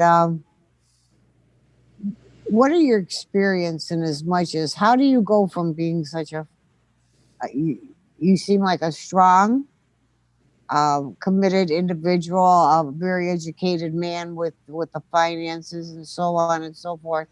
How would you pivot from that point? Those are all good characteristics. How would you pivot from that to a recreational venue? Again, you're correct. I really don't have much experience in the recreational venue. However, I'm familiar, being from South Florida, with the recreational activities. But the one thing that I am good at is multitasking. So I have no problem juggling 15 or 20 things at the same time, and stick to the program that I want to stick to. So I don't have a lot of experience, but I don't think it would be difficult. I may work with people with me, or it may require us bringing in an outside consultant to augment with the experience. But yes, I think I would be capable of handling it. Okay. I mentioned this to the other candidates that, I see recreation as a more of an attitude, more of a personality, more of a, as you said, earlier in the questions from Patrice, you mentioned modules and then the finance, the technical terms. Recreation is usually in everybody's mind the last rung on the ladder of services within a city. However, it really is not. It's more of a social gathering, more of a life experience. You know, it's just fluffier. You know, it's fluffier than finance. So, have you had any experience, just a life experience, so to say, within your, your experience with that kind of a guideline with socialism and not socialism, with a social event, gathering, so on and so forth, possibly volunteering, something like that. Do you have anything that you've experienced, that kind of fluff in life? Actually have, besides working in the local government sector, I also have worked with over 100 nonprofits in the South Florida area of the Tri-County. Okay. And have been involved with many of them where there was fundraising activities I participated in. Also some volunteer work with some of the nonprofits, but that's probably the limit as to what I was involved with. I did work with I did head up a couple of groups down in Florida, but they weren't really social. They were more business networking groups where I got groups involved and people interacted with each other. But at the recreational level, that's probably the experience that I have. Okay. Usually mixed in and meshed with recreation, a good skill to have within that field would be grant writing. Do you have any experience in grant writing? I've done some, but I'll be honest with you, it's not my favorite thing to do, but I have done it. Okay. Have you had results? One or two that were accepted. You know, the percentage that you get to be accepted is normally not very high because you've got more and more people going after the same pie, and the funders are giving less and less money. So it makes it a lot more difficult to get accepted on any of the grants.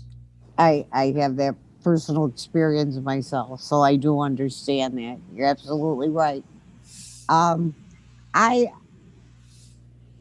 The communities you lived in within Florida, and I noticed, were they smaller cities? You mentioned that, but do you have any population totals? Well, one of them was larger. In Pembroke Pines, the population was probably 100,000 plus. Oh, okay. In the city of Pembroke Pines. In Hollywood, Florida, where I lived prior, was probably a little bit smaller. Boca Raton, obviously, I've lived in a few places in Florida, was a little bit larger, probably in the $75,000 to $100,000 range. But in the municipalities I've worked with in South Florida, they were all basically 20,000 or under as far as population. Okay. Okay. Well, I just, as you know, obviously with the COVID and so on and so forth, everything's at a standstill. So this position that we're offering as the trifecta with the, finance, IT, and recreation, well, in addition to the assistant city manager, I just, again, I made this comment before to someone else. It isn't necessarily a bad thing if you don't have government experience, okay? Because it gives an objectivity, because we are starting with a clear slate here. And it sounds like you have experience in different networks that would be useful throughout this. So I wondered if you have any questions for me. No, but I think what's important for all the council members to know is I'm a very big proponent of internal controls, segregation of duties and policies and procedures. And that is one thing that I'm very strict on. I want to, because the more clear information I can bring to council where the data is correct and accurate, the less issues we have as we go along. No, and you're exactly right. That would be appropriate. I can absolutely am convinced you are a wonderful CPA individual, and your mind. And that isn't to say that communication and your information that you would relay to us would certainly be useful. That's very important, actually, more than useful. It's a good base, So actually, I thank you for letting me speak with you. And I didn't mean to say socialism, certainly. You know what I meant, right? We understood. Thank you so much. I feel better about that now. Good night and thank you. Thank you. Thank you, Erin. Thank you, Councilwoman Blanky. We'll open it back to the floor to see if there are any other questions from council members. We have a hand up, and I believe it was Councilwoman Kalka. Thank you, Mayor Pro Tem. Hi, Mr. Williams. How are you today? Great Or yourself. tonight, I should say. We already met. I already had a very intricate interview with you, and you were very qualified, I think, for this position from a finance director perspective, for sure. Have you ever given any thought to applying for a city manager position versus an interim city manager? It's like you're just like right there. I may be right there, but I think that with the assistant, I would rather ease into it rather than go directly into that position, because I do think I have certain deficiencies that I can improve on. You have certain deficiencies as it relates to being a city manager that you're concerned about? Only about about some of the rules and regulations within Michigan. Obviously, coming from Florida, they're different. So there's still a little bit of a learning curve that I've been going through to get caught up on everything. So if you ask me that question in 6 months, I might have a different answer for you. Okay, well, that's a fair answer, and I appreciate that. That is the only question that I have for you, because I've been very impressed by your resume, your disposition from day one, and I just personally, I think you'd be a great city manager. So that's just my opinion. So thank you very much. Thank you. Thank you, Councilwoman Kalka, and thank you again, Erwin. Opening the floor back up for council. We have Councilman Lesage. Okay, thank you. Welcome back, Erwin. It was nice to talk to you the other day. And you have just left Pontiac as the interim finance director, which Pontiac's a much bigger city than Fraser, but I'm sure you got a lot of experience being a finance director in Michigan. You left, I believe you said you left because the city hired a full-time finance director, a permanent. Is that correct? They did. They did offer the position 3 times, and I turned it down. Yeah, now I remember that. I certainly believe you have all the qualifications to be a finance director. So I won't go into all of those things. You have a wealth of experience in nonprofits and other areas like that. Question I had, I believe that you live in Canada, and right now there's some question about cross-border travel that just came up. They just changed the rules, I guess, to clamp down on the new strains of the virus. Mm-hmm. So they've changed the rule now that up till April 30th, they said it may be sooner, but up till April 30th, even if you're a deemed emergency worker, you have to take a COVID test coming in and out every day, which would make it extremely difficult and, to be honest, quite expensive. Yeah. Okay. That's fair, but that's supposed to end at April something. You said April 30th. However, I have considered myself a Zoom king at this point. For the last year and a half, I did run Pontiac as the interim finance director remotely since March 16th of last year. Great. That's a good experience to have in this current time. And then what did you do in Flint?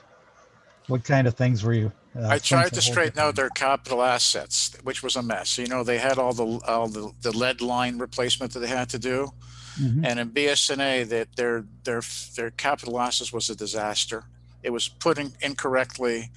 I'll give you an example. They had an asset with improvements, so rather than putting it as one asset, they put 32 different assets for the same asset as was being built. So I had to go in and clean everything up. I spent 2 months there just cleaning up the capital assets. Okay, so you spent a lot of time digging in and fixing things that are broken. That is correct. Putting in policies and controls. All right. I think that's all I have. I appreciate you joining us, and thank you very much. Thank you. Thank you, Councilman Lesage. Thank you, Erwin. Next hand up I see is Councilwoman Baranski. Hi, Erwin. Thanks for coming back on with us tonight. I just have a couple of different questions from what I asked last time. How do you see yourself fitting into this role, which is definitely different from other roles you've had, balancing or wearing a couple of different hats? How do you see yourself navigating these different sub parts of the job outside of the finance part? I think it's going to be just meeting with people and getting a better understanding for, in other words, how recreation works within the city, how Parks and Recs works within the city. Probably holding discussions with people within the city, and maybe talking to some consultants outside the city to get a better flavor for what type of programs are available, what the city is looking for, and what a good mesh would be. You know, it's just going to be rolling up the sleeves. I really can't give you an answer as to specifically what I would do from day one, but obviously I would have to dig in and get a better, and also take a look at what's been done over the last couple of years, so I get a flavor for what direction the city is going in. Okay, and then to you, what's the difference between a job and a career, and how do you see yourself with this position in Fraser? Okay, for me, a job is just getting something to have a paycheck. That's the job. You work from 9 to 5, and you do the work. And I can tell you, having, you know, had people work for me down in Florida, the work ethic today that you see in people today is not the same as it was 10 or 15 years ago. I always pride myself in my ownership on anything that I work on. I own, and I want it to be done 100% correctly. You know, so for me, it's a passion, because it's also my reputation. So I always try to make sure that things are done, try to do it on time, get it done correctly, and I don't look at it as just a 9 to 5 job. I've had days where my wife's walked out of the room because I'm on my laptop working at 1 or 2 o'clock in the morning. You know, so you know, I have a very, very strong work ethic. Excellent. And then do you have any concerns about sort of morphing from a traditional financial planner, finance director, I should say, into this more modified role? I don't have concerns, but as I told you before, I don't have filters. If I don't feel comfortable with something, I'm going to discuss it with somebody there, you know, so I can find the proper solution. So I'd say it's just a matter of like I said before, just digging in. The finance piece, I'm going to have less of a problem with. The other areas, I may have to spend a little more time, or it may be delegating a little more authority to the people that are working under me to allow me to have more time to work on the other areas outside of finance. Excellent. Thank you so much. Thank you, Councilwoman Baranski. Thank you, Erwin. Do we have any other questions from council? I see none. Okay, my turn. Thank you again, Erwin, for coming back. Yes, we've had our conversation earlier. If you were addressing the city residents, what would you say to them that would explain why you feel you're the best candidate for this position? That's a tough one.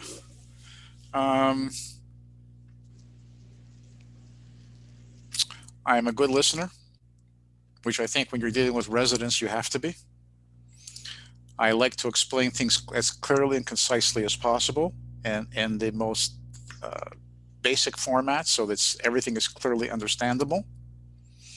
I think if they're looking to have someone that's going to bring security to the city, to make sure that our assets are properly safeguarded, and we have the proper controls in place to make sure that their property tax dollars are being spent wisely, I think that might give them a comfort feeling.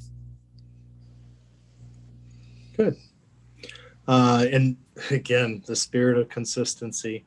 You're a Canadian resident. What would be, if the COVID restrictions were lessened or lightened up, what's your commitment or plan for a commute? Car, I have my Michigan car right here in the driveway.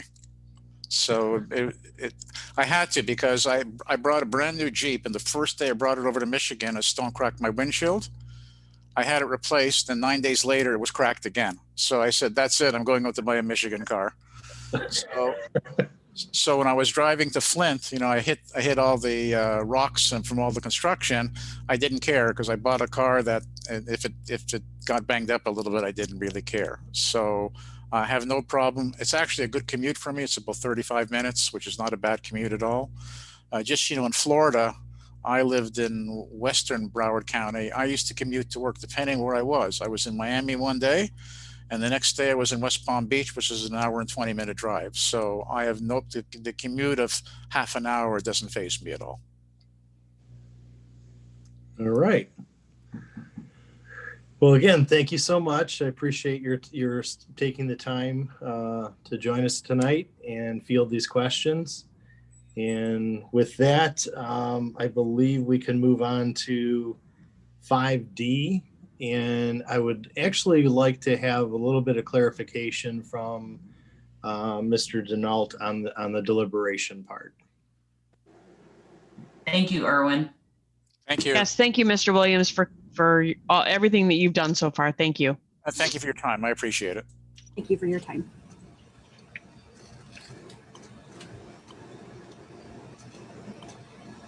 So yes, Mr. Mayor Pro Tem, how can I help? I'm not sure that I guess deliberation was the intent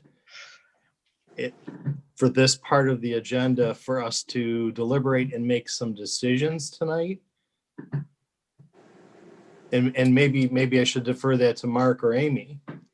Right. Yeah, I can't help you with the intent. I can just tell you that obviously this is your opportunity as a council to talk, to deliberate, to consider a motion. The motion could be to appoint somebody. It could be to postpone things. It could be to get more information from someone. It could be to hold second interviews. There's any number of ways this can go from here. So that's how I interpret deliberation, but I defer to Mark and Amy in terms of what the intent may have been. I might start, Mr. Wanawicki, and this is a new experience for me, but we were sort of anticipating a desire to keep things moving along and begin to fill some of these positions. So if there is a consensus among the council members on the two positions that we have discussed tonight, perhaps a direction from the council to begin to negotiate with the individual selected, if there is a consensus, regarding an employment agreement with one or both of the people selected for one or both of the positions, with the intent that we would then report back to the council when we felt like we had a negotiation that was satisfactory for both parties. So if we can identify sort of yes, there's a consensus to proceed in one or both of the positions, then that would certainly keep us moving. And if there's not, and we wanted to have more discussion, certainly that opportunity exists as well. Okay. Councilwoman Shornack. I just recently was given given information with regards to the background checks and everything. So at this point, I don't think deliberating, I'm not in favor of deliberating at this moment because all the candidates, they all had great qualities and everything, but without that information with the background checks, I just don't feel that it's appropriate to move on at this point, because what happens if the person that we feel and we deliberate and sit here deliberate over and everything and the background check comes back with something negative? I mean, I just don't think this is the time to proceed forward without that information. I don't know how everybody else feels, but that's just how I feel. Okay, thank you. Councilwoman Baranski. Yes, I'd like to make a motion to postpone the deliberations on the candidates until the next meeting to allow the background checks for each of the candidates who are all independently strong and each have great attributes, can be fully vetted, because I don't want to, like Patrice said, I don't want to offer to one and for whatever reason they can't have the job and then we lose the other. And so my motion is to postpone until next week. Okay, we have a motion on the floor and I second it. we have a second. We have Councilwoman Kalka. I agree. I just want to say though that I don't want this to happen again until there's background checks done. This is a waste of my time and the taxpayers' time if there isn't, and in all respect to our candidates, their time if the background checks aren't done. I'm just appalled. I'm appalled. I can't even talk. I'm so upset. Okay, thank you. So we have a motion and a second. I have a question. We have Councilman Lesich. Yeah, I would like to know how long that background, I believe there's a background questionnaire, and that can be fairly lengthy, and that and the background check itself may take more than a few days. So, and I believe that's conducted by the Department of Public Safety. So I would ask how long do we expect that to be?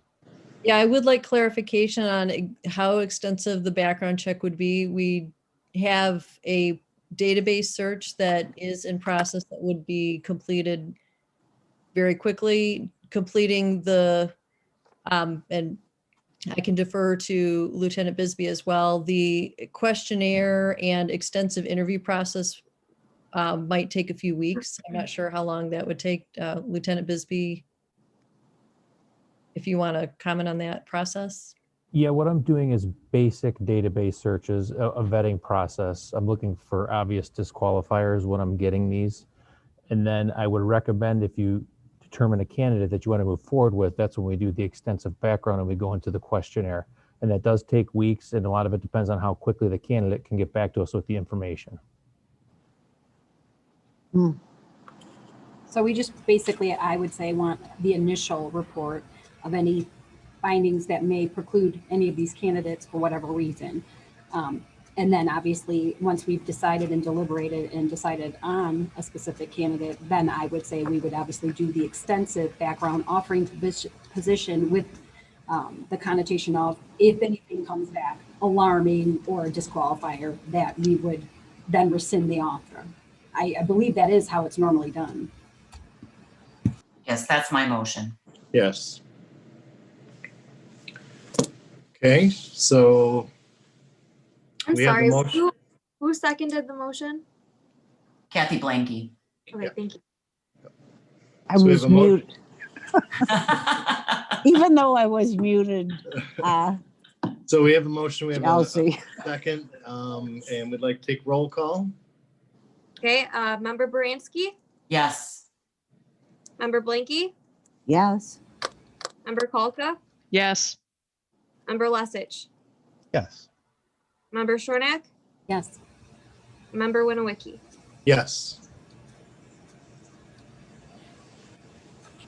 Okay, so now we'll move on to item 6, citizen participation. I'm not able to field those. So whoever's running that board, if you could tell me who's available and if there are any residents out there that want to speak. I see no hands up.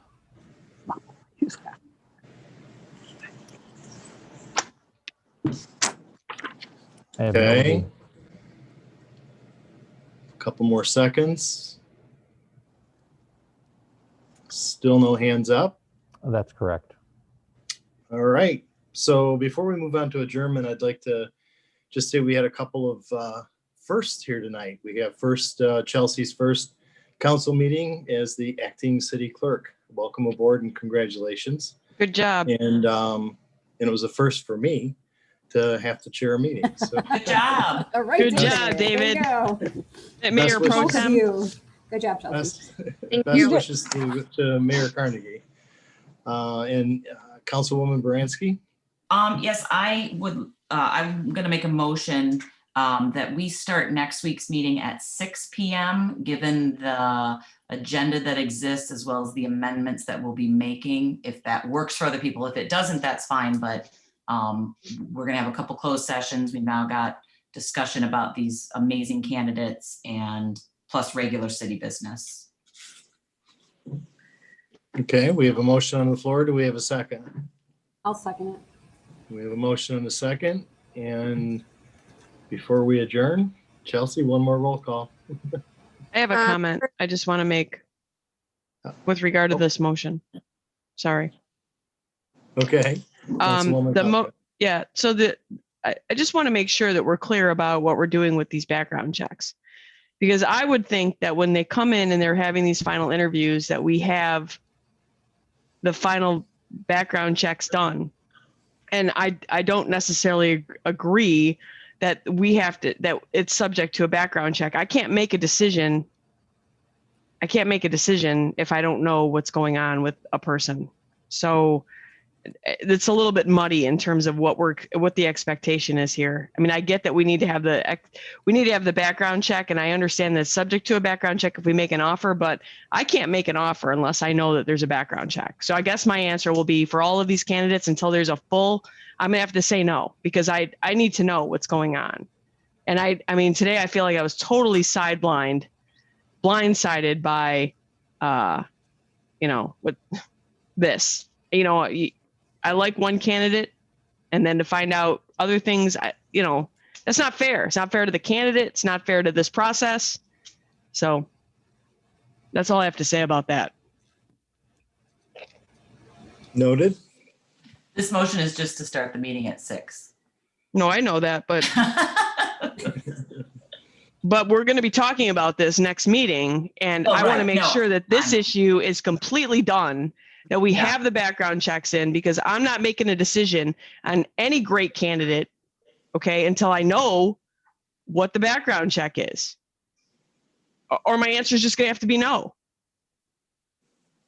I mean, help me out here. That's what I'm saying. I mean, it's not fair. It's not fair to the people. No, that was our motion before we passed that motion. The only issue I think was they were asking this sort of almost like an FBI background check versus your standard corporate HR background check is the difference, the two differences that were proposed. I did not, I anticipated the HR traditional background check that corporations do. I did not anticipate this multi-week background check for these candidates. That would be a waste of time and a waste of money for the candidates that were not. Well, I don't necessarily disagree with that, but if it's public record, it should be something we know about.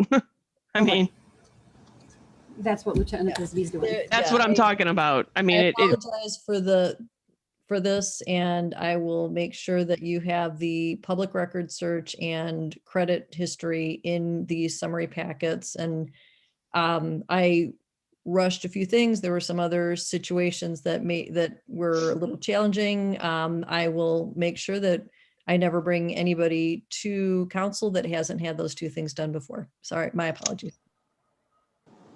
That's great. That's a great step forward, because then I can have confidence in the process. And that's really what I want, is confidence in the process. And that's huge, because when I make a decision, and I think when we all make a decision on somebody, I want to make sure that there's confidence in the process. So thank you. Okay, so we had a motion that was for starting next week's meeting at 6 p.m. Due to the extensive schedule. We had a second, and we were going to take roll call. Member Baranski. Yes. Member Blanky. Yes. Member Kolka. Yes. Member Lesich. Yes. Member Shornack. Yes. Member Winowicki. Yes. All right. Now we'll entertain a motion to adjourn. Motion to adjourn. Second. Bye-bye. All those in favor, wave. Bye-bye. Bye-bye. Everyone Bye-bye. be safe. It's starting to snow out. Be safe, everyone. Yay. Bye. Yep. Thank you.